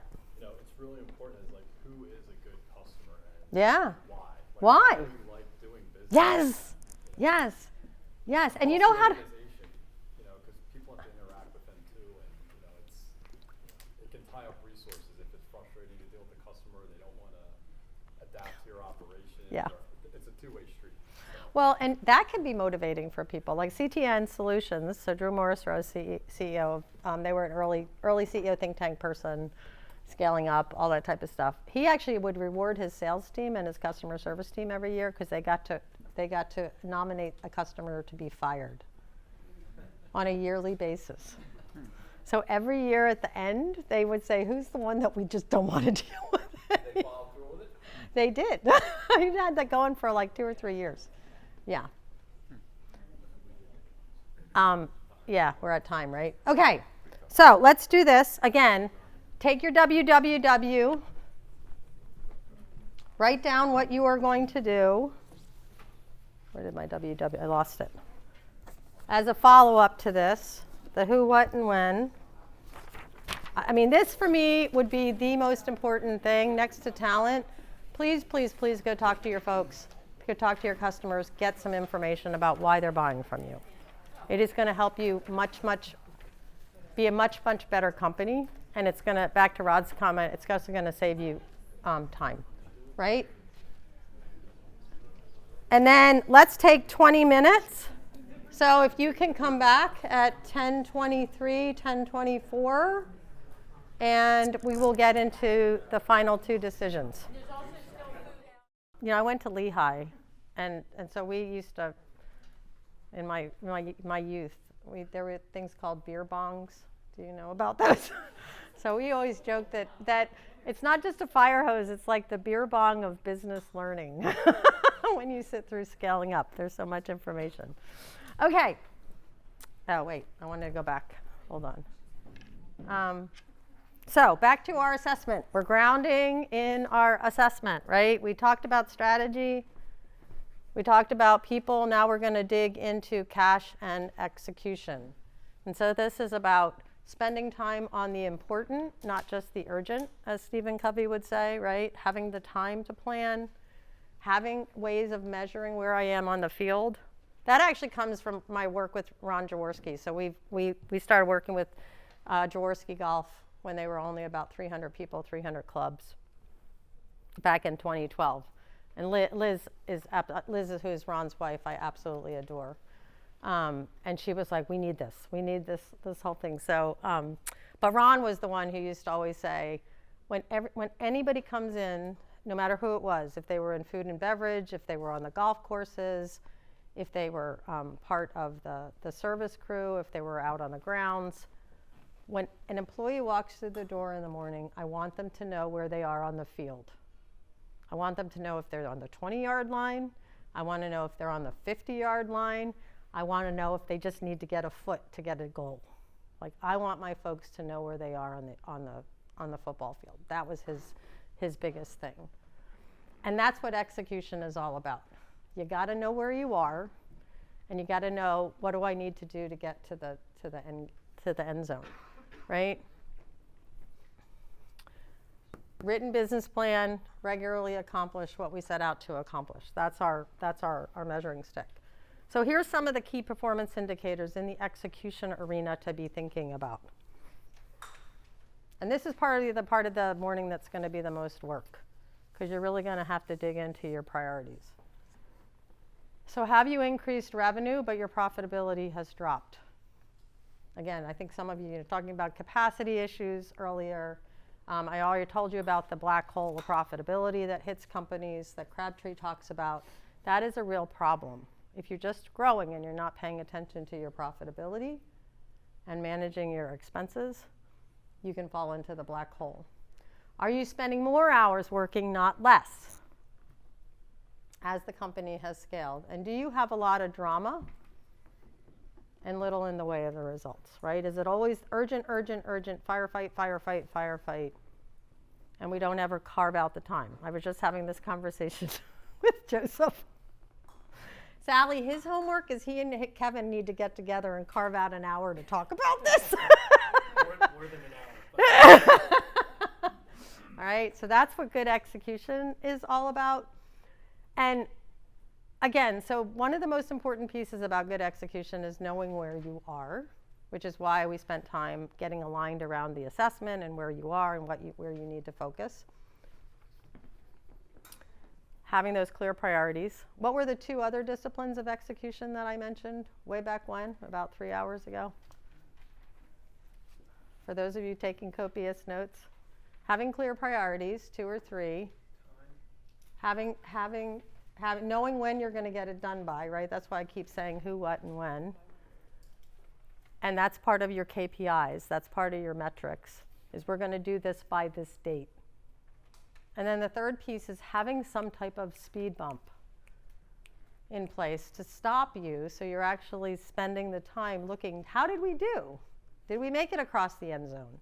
Did we get the first down, right? Or did we lose yardage on that play, right? Human beings are really good at seeing patterns, and we actually are pretty good at looking back and learning lessons if we allow the time to do that. But in the hecticness of day-to-day, we don't often take the time to reflect back. So the first step is having a good goal, having a solid statement of what we're trying to accomplish. Now, many of you may be familiar with SMART goals, right? This is like not rocket science. This has like been around forever, right? I need to have something that's specific. What am I going to do? I need to have something that's measurable. I need to have something that's achievable, right? I'm not going to try and climb Mount Everest. I'm going to go out and get a walk, get 20 minutes today. It makes sense within your job function. This is why we did the FACE exercise earlier, right? Like, why does this function exist in your company? Because they'll remain nameless. We have been some folks that have gone off and they've hired a technology person and they didn't really have a job for the person because they hadn't really said why the job exists. What is this job supposed to do, right? And then finally, time bound, right? Days and weeks. So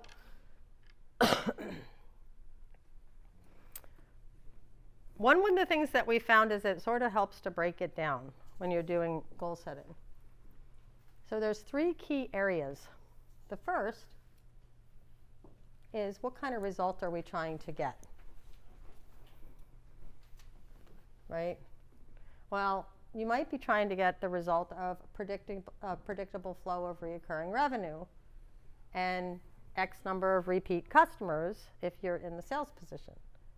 You might want to have a consistent number, I don't know, 20 a month, of qualified leads to support your growth goals.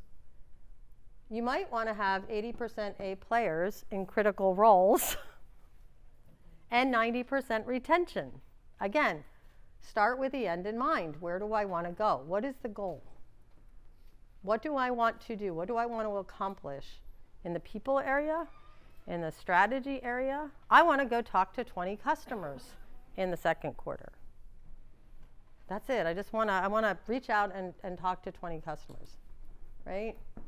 What's that end game? What's that result? And then, well, how am I going to do that? I'm sorry. Let me back up to focus, right? I want to focus myself because there's a whole bunch of ways that I could go about getting to 80% A players, right? And 90% retention and transitioning the CEO role, right? So so PPR note said, we're going to go out and hire an executive search firm with certain criteria, right? In order to identify and hire a new CEO. And Dave gave you some of his criteria. And then finally, this is the key piece. Eileen really taught me this piece, which is by what, with what, through what. Because it's not enough to say, well, I'm going to go off and hire a new CEO by July 1st of 2022. I have to have some steps, right? I have to have the how. So getting in touch with what are those 2 or 3 things that I need to do in order to get to this result. So if I'm trying to improve my customer satisfaction and referrals, because I haven't done a very good job, like the company I was talking to yesterday that's had 200% turnover and they've lost a bunch of customers. They want to improve their customer satisfaction and referrals by developing and implementing, in their case, it's a strong account management system. He said they don't really have one. And if they went off and they developed and implemented, develop, implement, you'll notice a lot of verbs here. This is an 8th grade English lesson too, right? Develop and implement a strong account management system. The result would be a predictable flow of recurring revenue and X amount of repeat customers, and they'd make everybody happy, right? That's what we're trying to do. So it's a 3-parter. Same thing here, right? If I'm trying to get to qualified leads to support my growth goals, I need to create a strategy to get there using multiple channel partners. That's actually one of the things that PPR Note did. They hooked up with Bigger Pockets way back when, right? And that got the word out. That's one of the ways that they made their initial foray, is they actually started with one channel partner and did a lot of branding. I mean, one of Dave's early investments, other than me, but I'm cost effective, and CEO Think Tank, was he went out and found the right marketing partner. And then they hooked you up with Bigger Pockets, right? That's what happened, right? So, and then all of a sudden they're awash in money.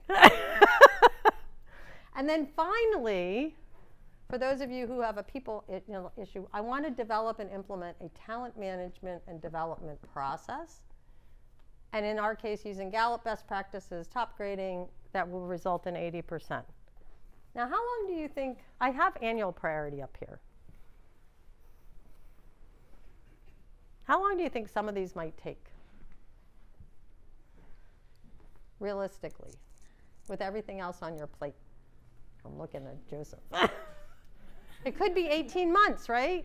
These actually, some of this, like, honestly, this robust marketing strategy, that's probably more like a 2 to 3 year, right? This one, maybe not so much, right? But we can't, like, how do you get all that done, right? Well, you got to start breaking it down. And that's why we have these quarterly goals, because we say it's a 3-year plan, 90 days at a time. So that's what we're trying to get to. We're trying to say, what is that result? What do I need to do in the people area? And so this is the questions. Here's the homework. Here's what we're going to be doing in about 2 minutes. What is the result I'm trying to get to in the people area? What is the result that I'm trying to get into in the strategy area? To just start there. Or cash, if cash is short leg. What is the result? I'm just going to try and have meetings, regular meetings, if that's your execution issue, right? For Ian and his table, like, it might just be, I'm going to get back on the horse, right? And start looking at the plan on a regular basis, because I know what the right answer is. I just need to get my level 10s back up off the ground and have checkpoints. Doesn't have to be complicated.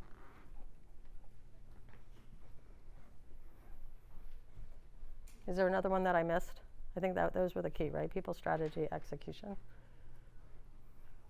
And again, what is the result I'm trying to get? Eileen has a really great slide that I didn't have time for, where she has the recipe for a brownie mix that she shares. And if you're trying to make brownies, the recipe is going to be slightly different than if you're like trying to make creme brulee. But it starts with knowing what you're trying to make. Okay. We have the baker, actually, Keisha. Right? So what is the outcome that I want to try and accomplish? We basically have May, June, plus 6, 7, 8. It's not quite 9 months to make a baby. It's 8 months left we have 8 months left in the year. Between now and December 31st, what are the 2 or 3 results that you want to get in the people, strategy, execution, and cash area?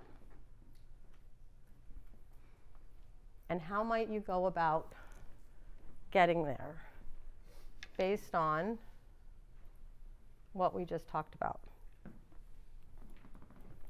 I don't need the whole plan. I just need the next step. So I'm going to go out and talk to 20 customers, and I'm going to analyze the data. I'm going to sit down with my management team and look at my functional accountability chart and try and figure out what people are accountable for. I'm going to identify the blanks in my people chart. I'm going to start doing my level 10 meetings and then schedule a quarterly meeting. I'm getting the hint that you want us to start doing our level 10. I'm just picking. You gave it. It was so lovely that you gave that to me. All right. So it is 10:44. I want you to take 10 minutes on this one. 10 minutes to talk about what has trickled up as 1 or 2 key results, maybe 3 if you want to be aggressive, that you want to try and accomplish, and what might you start to do in order to get there in the next 9 weeks that's left in the quarter and 8 months that's left in the year. So again, we've talked about strategy. We've talked about people. We haven't talked about cash. And we've talked about execution. Let us dig into cash just a little bit. So this is going to be the shortest part. I'm probably going to only spend about 15 or 16 minutes on this. So if you can keep me to like 10:30, 10:32 or something. Oh, 11:30. I'm behind. Okay. So I said earlier that financial accounting is like the short leg. The number 2 weakness of growth firms is in the finance area. Anybody want to guess what the number 1 weakness of growth firms is typically in? It's actually marketing. Because most entrepreneurs are very, very good at selling. They're not so good at marketing. Because they're natural salespeople. But they forget that there's this other piece. But this is really for us, because again, cash is like oxygen, right? If we don't have oxygen, we die. So we start off with the question that's on the assessment. Do you have cash reserve of 2 to 3 months? By the way, if you are in a cyclical industry, like marketing, like staffing, like something that goes up and down, it's more like 6 months. Jim Collins would tell you you need a year. And as we said earlier, a line of credit is not core capital because lines of credit can get taken away. They're lovely to have, but the bank can turn around and take it from you. Are you able to predict your cash flow 2 to 3 months out? So you know what's coming.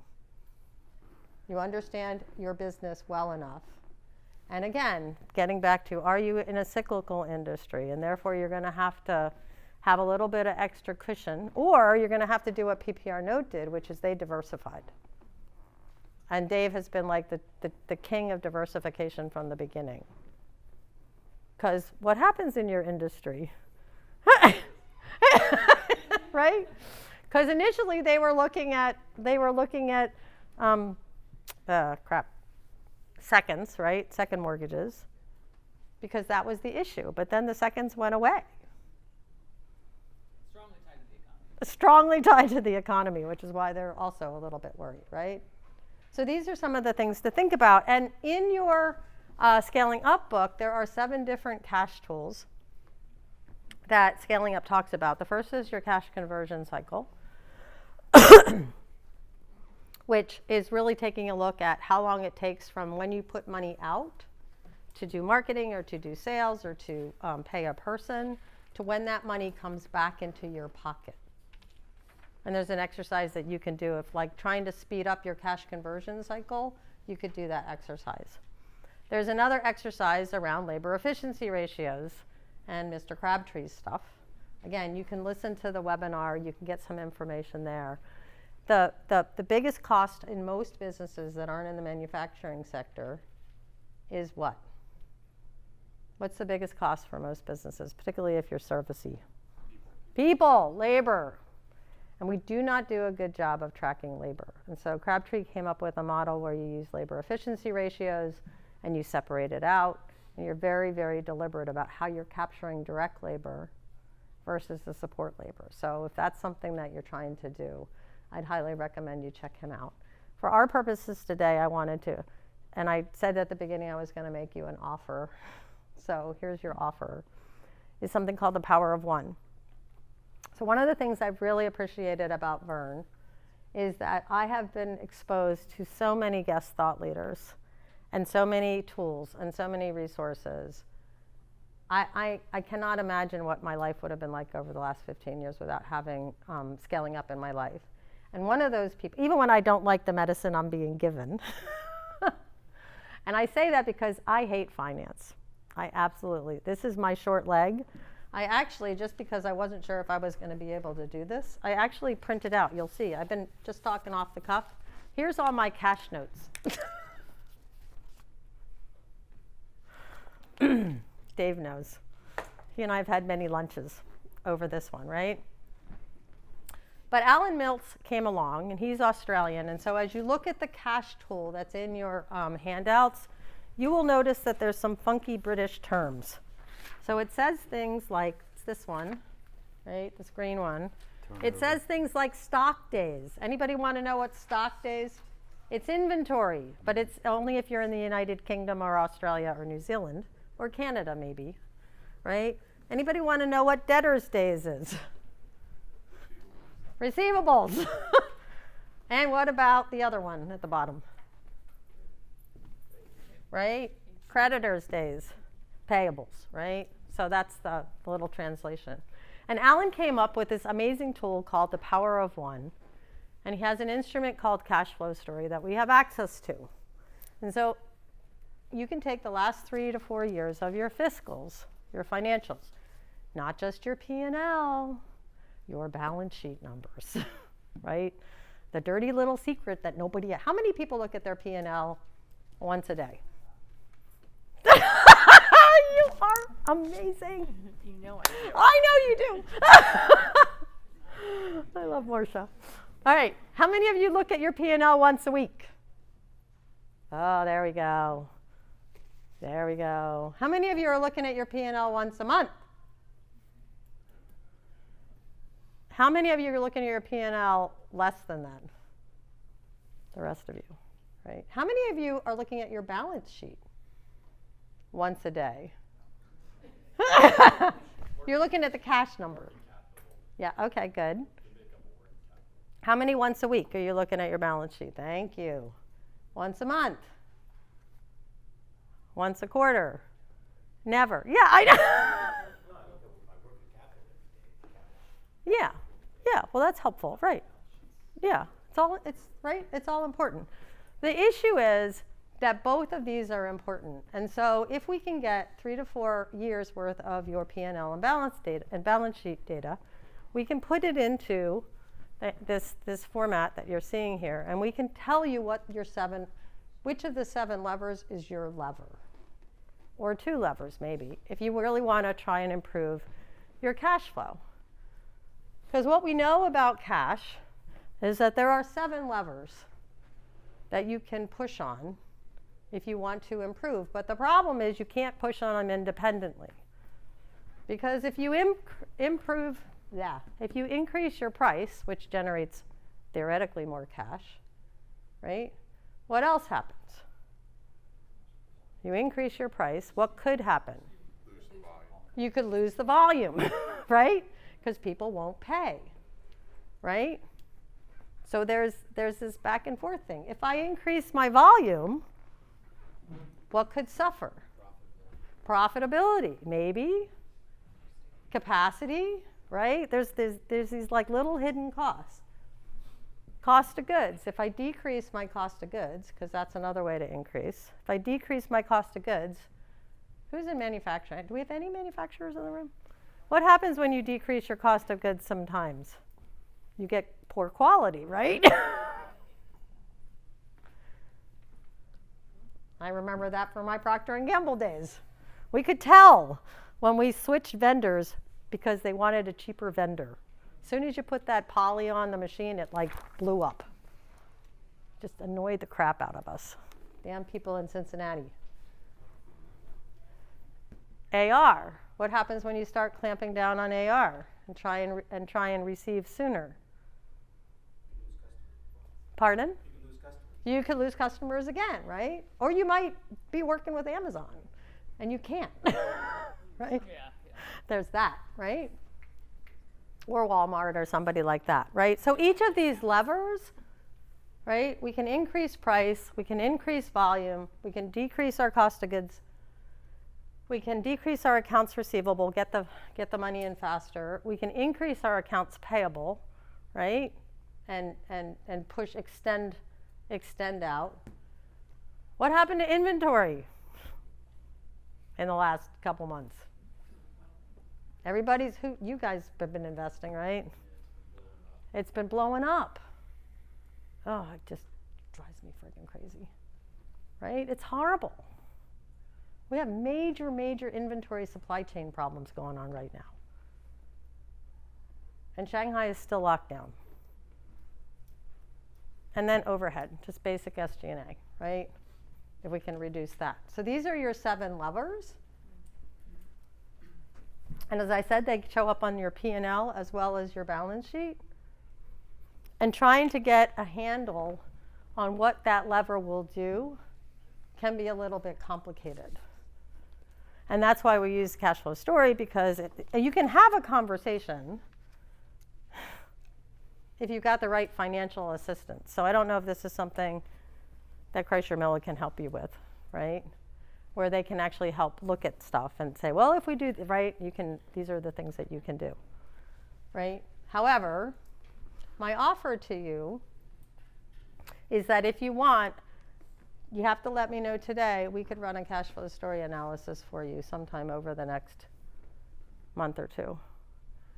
And we can review it with you to give you. So that is my offer to you, but you need to let me know so that we can make time to do it. But let me just give you an example of what it looks like. So this is how 1 + 1 + 1 = 19. Real math. I'm sorry? What? I said, I thought you said you were good at math, not finance. Right? So if you just look at those 7 levers and say, well, how are we going to tweak them? Only by 1%. It doesn't have to be a whole bunch, right? We're only going to increase sales. I'm looking at the sales per. This is good because I get Rod to like keep looking at, right? Only by 1% gives me $100,000 on 10 million, right? If I decrease my cost of goods by 1%, that's $50,000. And if I decrease my G&A, again, there's always room in the G&A. I'm looking at Steve. There's always money you can find in your G&A. Right? That's 40. And what does that do to my net income?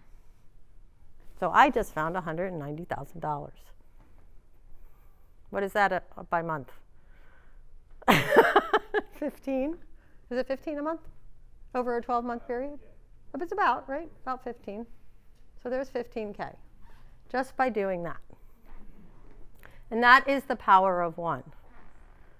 And this is an exercise that we highly, highly, highly encourage our folks to do at least once a year, to really look at their cash flow, to understand what their levers are. The other lovely thing about Cash Flow Story is it will give you an approximate valuation, and you can play with stuff. You can go in and you can play with the levers to see what ends up happening. So these are the 7 levers, and then it'll tell you if I increase by 1%, this is what happens. If I decrease by 1%, this is how much money, and it'll make recommendations to you. But in the meantime, I would, and again, because price increases, right, were the big thing, right? How many people have raised prices? Yeah, if you haven't raised prices, Crabtree said, right, it's gonna help you understand what your EBIT, right, your EBIT is as well. So again, not every cash lever will produce results.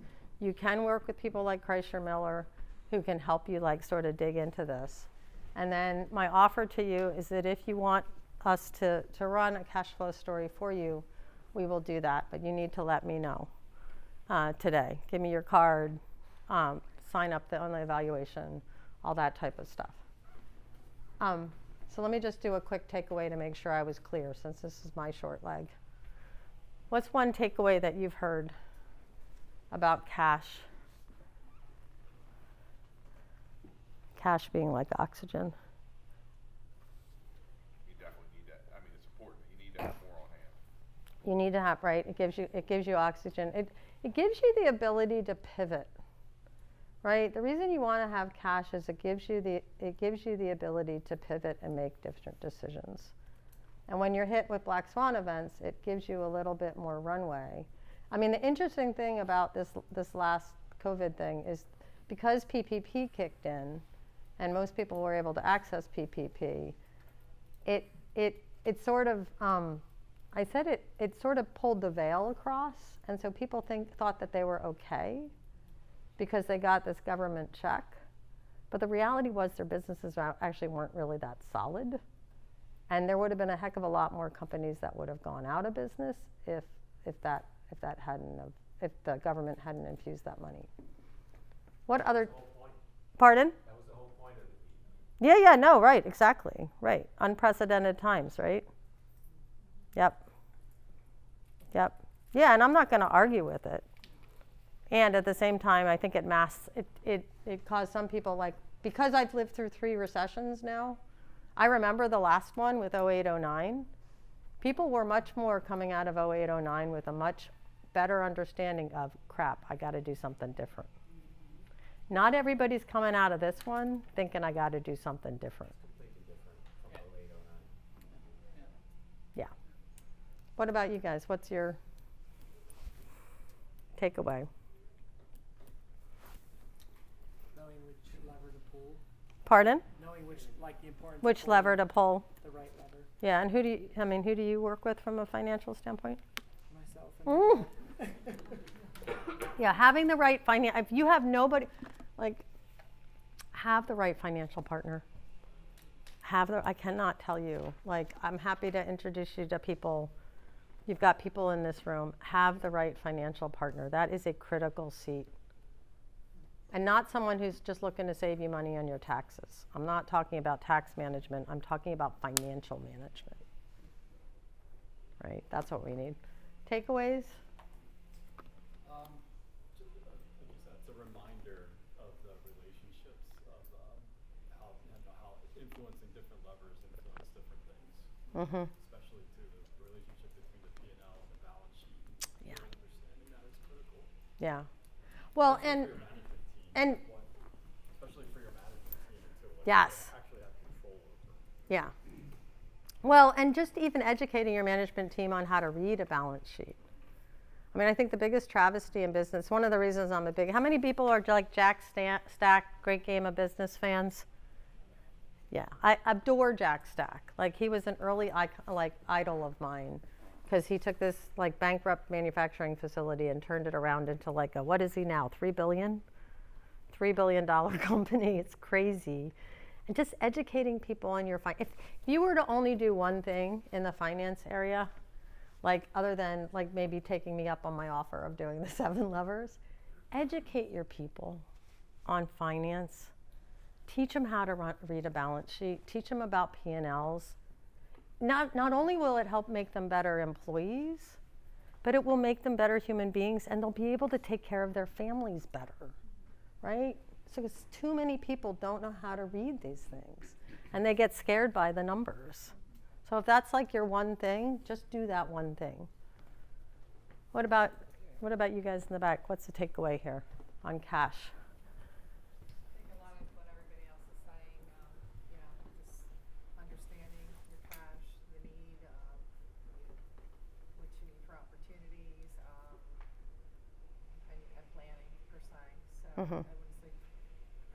Yeah, dittoing. Okay. Well, and again, this was not a short leg for most of you, right? So when we did the assessment, it wasn't necessarily a short leg. It wasn't the one that was the lowest scoring. But having something on your plan that's cash related, that's money related, I think is still critical. So that's what I'm going to push for. So again, getting back to. And as I was sharing with these guys, there is in your handouts an abbreviated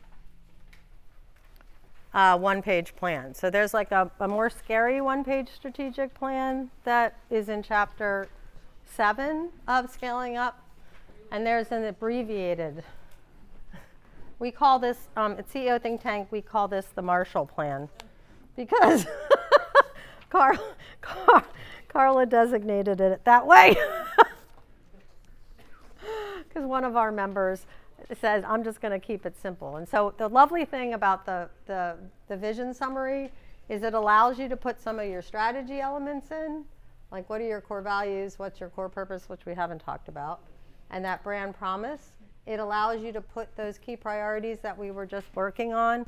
And just do me a favor, cross out 5. Nobody can do 5 years. Just 3. Like, just look ahead for 3. Putting your 3-year in, thinking about what that BHAG is. If you don't like BHAGs, cross that out and put vision. Like, what am I trying to accomplish?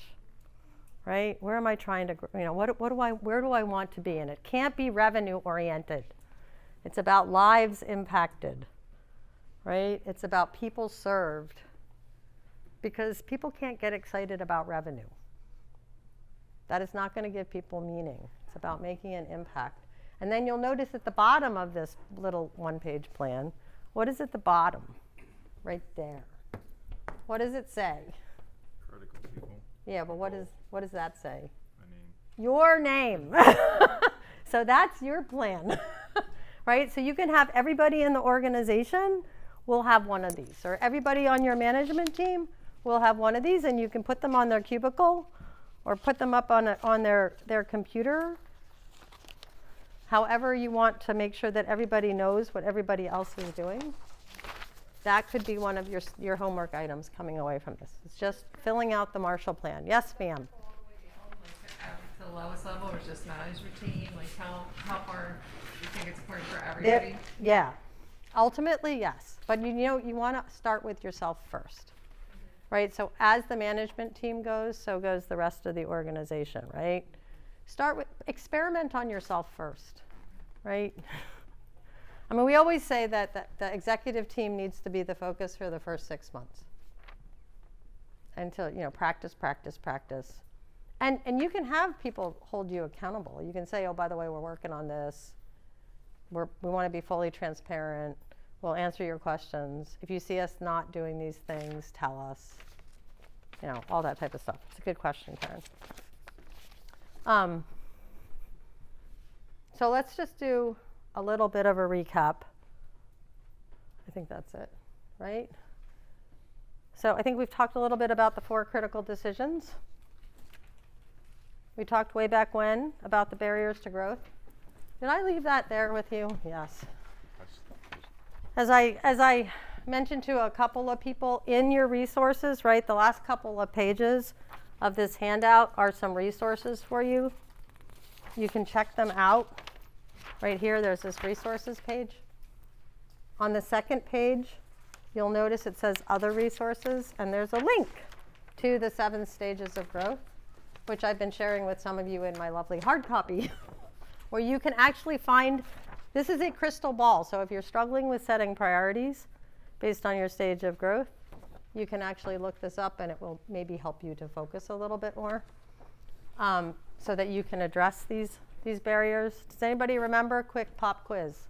What are the 3 barriers to growth that we talked about way back when at 8 o'clock? Lack of leadership. Lack of scalable infrastructure. And market dynamics. You guys are good. Oh my heaven. What a great group, Sally. Right? And then also being introduced. So before we sort of get to I wanted to have Carla say a few words as a family business person about her scaling up experience, if you don't mind. Okay. Thank you. I wrote things down. So my background is actually in supply chain. I had nothing to do with my family business, which is electronics manufacturing. My father's an engineer and computer science master's degree, builds products for the military and industrial companies, and I was like, ooh, manufacturing's dirty, it's not my thing. I went to school and majored in business logistics and worked in supply chain for major companies for a number of years. And it was during that time that I got married and started a family, and I had a very difficult pregnancy and started an online business. And that business ran concurrent with my family business, and I became a student of search engine optimization and inbound marketing, and just really learned so much about it that my company grew exponentially, and I learned this amazing thing called equity in a business. And I also learned that there's higher margins in electronics than in retail. And so I made the decision that I was going to go and work with my family business and implement a lot of the tools that I had learned to grow my company so that my family company could grow as well. And so my father and I started working together, and he's like, yeah, I think I'm going to retire in 3 years. And I said, okay. So we started having family meetings and whatnot. 3 years turned into 11. But during that time period, I became so focused on taking over the company that I felt like I was trying to more so, I wanted to be CEO more than I wanted to do CEO. So I started doing CEO type of activities in the company. So the first thing I did is I went back to school and finished the MBA that I had started and never finished. And then I really learned about mergers and acquisitions. And through that, executed our first acquisition using my own playbook. Like, I wrote all of the documentation. I mean, I think I paid maybe $8,000 in lawyer fees at the end of it. And said, I think we really have something going here that we can move forward with. So then I met Mike Pearson, who you did not get a chance to meet, and he introduced me to Alex James because she was another woman who took over her family business, and it was in manufacturing. And after talking to Alex, she's like, she needs Cheryl Beth. And I was like, who is this Cheryl Beth person? Introduced me to her today. And so within a week, Cheryl Beth and I met. and I really loved the concept. I mean, I've had a book. I had the Rockefeller Habits. Yeah, you That's had the what I was Rockefeller given. Habits. And then she mentioned scaling up, which I went through, and I went to my father at the time, and I said, I need to be a part of the CEO think tank. And he was like, for what? I didn't need any help to get where I'm at. Why do you need help? And I said, you're right, you're amazing, and you can do all things. But me, the difference is that neither one of us have taken a family business from the first generation to the second. And then from that point on, we've not scaled that company from that second generation. And that is why we need someone like Cheryl Beth. So there's many options to pick when you're doing scaling up, and I chose the group approach with other CEOs, and in that group are also other family businesses.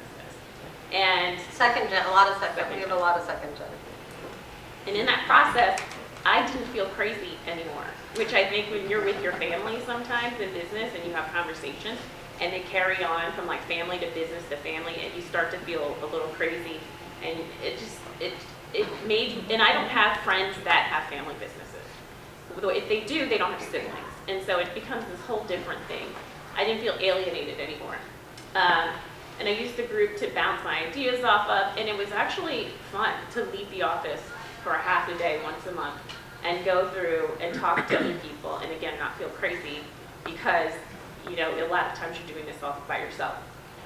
What I loved about it was the systemic approach to growing a business. So there's a difference for my type of company in manufacturing between scaling and growth. So when you scale a company, you think of software companies where there's a direct relationship with asset input and growth, okay? So, I'm sorry, with manufacturing, asset input and growth. So if I get more orders, I have to get more people, and that's how we grow in tandem. If I had a software company, I have my, upfront costs, but then, the cost of servers, as it increases, like the scaling shoots up like a hockey stick, because you just don't need as much of an input on that side in order to grow exponentially. But what you can do with scaling a company with manufacturing is that you take elements from scaling and you put it into that growth model so that you are in a growth trajectory but faster than everyone else. So that was my goal. My goal was to grow the company using scaling techniques. And so like I said, 11 years later, I wound up taking over, and then COVID hit, okay? And then, Right when you bought the company? like the receipt was still in my pocket when COVID hit. And Carla has impeccable timing. and if you don't know, and I'll ask you, maybe you do know, can you tell me what the percentage of Black businesses that failed during COVID was? Any idea? Take a wild guess. It was 41%. 41% failed, and one of the reasons, obviously, was the big reason was the not having a banking relationship, so that when PPP came in, that they could go after that money, which was designed to help a lot of small minority-owned businesses, and they were not able to get that. With my connection, She did not help everyone because it wasn't designed. not delivered well. So it was because of the buyout process, it wasn't I was able to make relationships with 7 different banks at the time, because I wanted to have my own banking relationship separate and distinct from my father's relationship with the bank, which was tremendous in helping along that process. So my timing did get better as far as when I executed on things. But the folks in CEO Think Tank were like, oh, here's this bank president. Like, they had the numbers of bank presidents and VPs in their phone, and was like, call Carla. She's going to buy your family business and she needs a lot of money. And it was just so helpful to have that. And I didn't have that, and I didn't have that within my relationship sphere. So, as you know, privately held businesses, we make emotional decisions with our business that they don't, if we had private equity money, would not be allowed to make. Like, we keep people in COVID, because we care about the people that work for us. We don't furlough them. We make these emotional decisions. And so that obviously has a, lever effect on cash and cash flow. And, but I had core cash. That's the other thing that helped me through COVID. I had a ton of core cash that if I needed it, even my bank was like, oh, you don't have to pay us for like 3 months. I was like, really? okay. And then I didn't pay them for it. I was like, well, why did I not pay them? I have money. And so I paid them and kept it going. So data exists for companies, public companies. So when you go to school and you learn about all these businesses, and this is what businesses do, and this is good to great, and all this other stuff. It's mostly for publicly held companies because that information has to be reported, and that's why we know so much about them. If we were to take our companies and pair it up to that, it's just going to be so many differences, and there's no true way to get that information outside of doing a whole lot of reading or using an operating system like scaling up. And being part of a community that's willing to share. So, I mean, that's obviously something that this community can do as well. Yeah. The private companies, we don't have to share. Someone's like, what were your sales numbers? And you're like, why do you care? Like, you don't have to share. So, couple of things that I love about these things, the scaling up, is the tools. The tools are incredible. When I said to Cheryl Beth, okay, I read this book, I need a list of all the things that I need to do. Like if I check off all these things, will I then have scaled up? And she's like, well, here's the list. And it was like, doesn't quite work that way. so many things that I needed to have in place. And I looked at it that even though we have a 35-year-old manufacturing company, if you go and you look back at the foundation, did we do exactly every single thing we needed to do in order to have a strong foundation for this business? No, because we were entrepreneurial. We were just throwing this thing together and trying to survive and make money. But now we're moving from entrepreneurial to professional, and that was very, very different. And so one of my favorite tools is, I live and die by the cash flow story. That's like my favorite thing. I feel like it's Christmas every time we do it. And I'm like, did you do it yet? Did you finish? Here are my numbers. And she sends me, she's like, oh, well, we want to look through the report. I'm like, just send it to me. Just send it to me. I want to look at it myself. I'm a numbers person. And I do pay attention to the power of one, and I do attach KPIs to it for my staff so that they know, like, look, we got to fix this AR. We got to get this together. And so certain people know what they have to do in order to make our numbers better. The education piece of the live speakers that come in, and we do like a major big event twice a year, and a lot of folks come. And then we have people that come to our smaller group sessions. The coaching, the one-on-one coaching part with Cheryl Beth, who she knows intimate details, not just of my business, but of my life. And it really helps because I swear, as business owners, we need therapy. I mean, it's just so hard sometimes to go through like being married, having children, being a part of your community, and running the business. And if you go back to school, and you can sometimes feel torn in different ways. And what Cheryl Beth is able to provide you is a pulse on, are you doing too much? Maybe you should talk to this person, maybe you should talk to that person, and it's a safe space. The accountability of the group, like Chelsea and I, we probably sit next to each other too much at these meetings. You put us next to one another. But it's like when we need to work on something, I don't have to reinvent the wheel. Oftentimes I'll go to anyone in the group. I've known Marsha, you don't count because I've known you since I was 18 years old. And I interned at Arthur Anderson and you hired me. But when I was, but I can go to anybody in that group and know that they will take like cherished, like collateral that they spent money on and say, oh, here, go ahead, take it, use it, do whatever you need to do with it. And as it relates to scaling up or any other thing. And then I've kept on track. I sit on multiple boards. I do an advisory board for another business. I have 2 teenagers. I am married. My husband's an attorney, so he's useless when it comes to that. And so I don't have a lot. I mean, I have people, I have help that helps me. I hired help, but I don't have enough hired help to get my life together. So, but when I think about what's important, I help these folks keep me focused. She helps me stay focused, and I'm able to accomplish things. We talked about execution being extremely important. I have high execution skills. I've taken it to a totally different level through this program. So I guess I'll just say on the last note, originally I was going to keep this company small because my dad's like, let's keep this our legacy and you can pass it on to your children. And I said, yeah, I have to do that. He created a business that feeds his grandchildren. I need my business to feed my grandchildren. And then I went to the Strategic Growth Forum. I don't know if anyone's ever been there, the EY Strategic Growth Forum.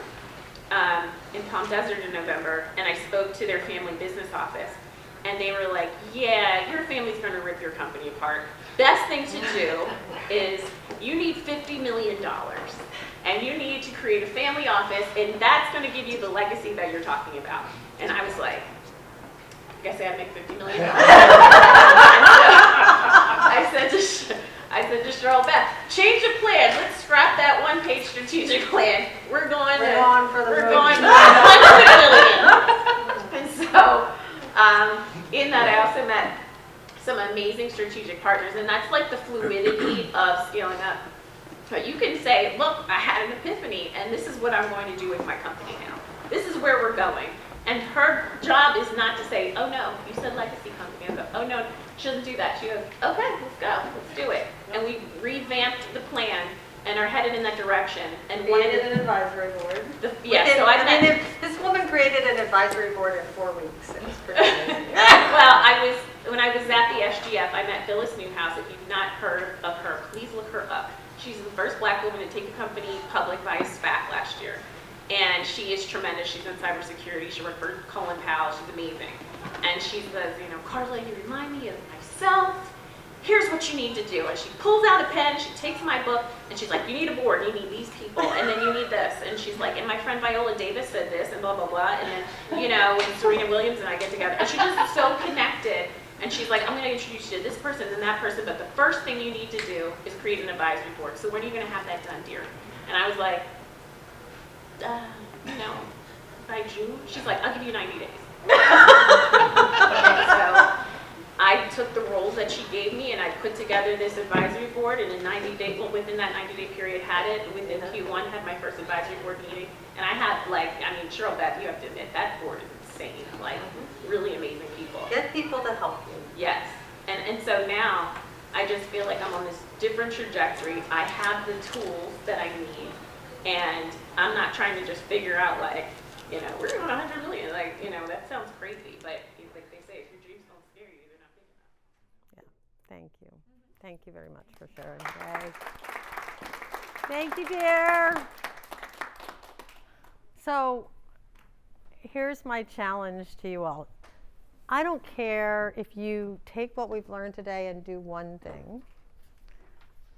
And I would love for you to visit the website and download some of the tools and put a plan together, at least for the next 8 weeks that you've got left in the quarter. There's all sorts of self-help tools basically on the website that you can download. But what Carla is helping me to do is, in the fall, we are launching up Scaling Up Philly. This is actually something that we tried to launch in early 19, and then we had to push it off, and then, of course, COVID hit. And part of our outreach is not just to work with small mid-market companies, but it's also to try and get some of those black and brown companies and women-owned businesses to be part. So if you want more information on that, reach out to me. In there, because we would love more involvement, and Henry has already said he's willing to help, which I'm very grateful for, so thank you. There is an evaluation. I want your feedback. So if you can please take a few minutes to just fill this out, and then I'm going to go around the room, and I want to ask you what your takeaway is. What is the most valuable takeaway from this morning that you've learned that you will actually implement, you will do something with?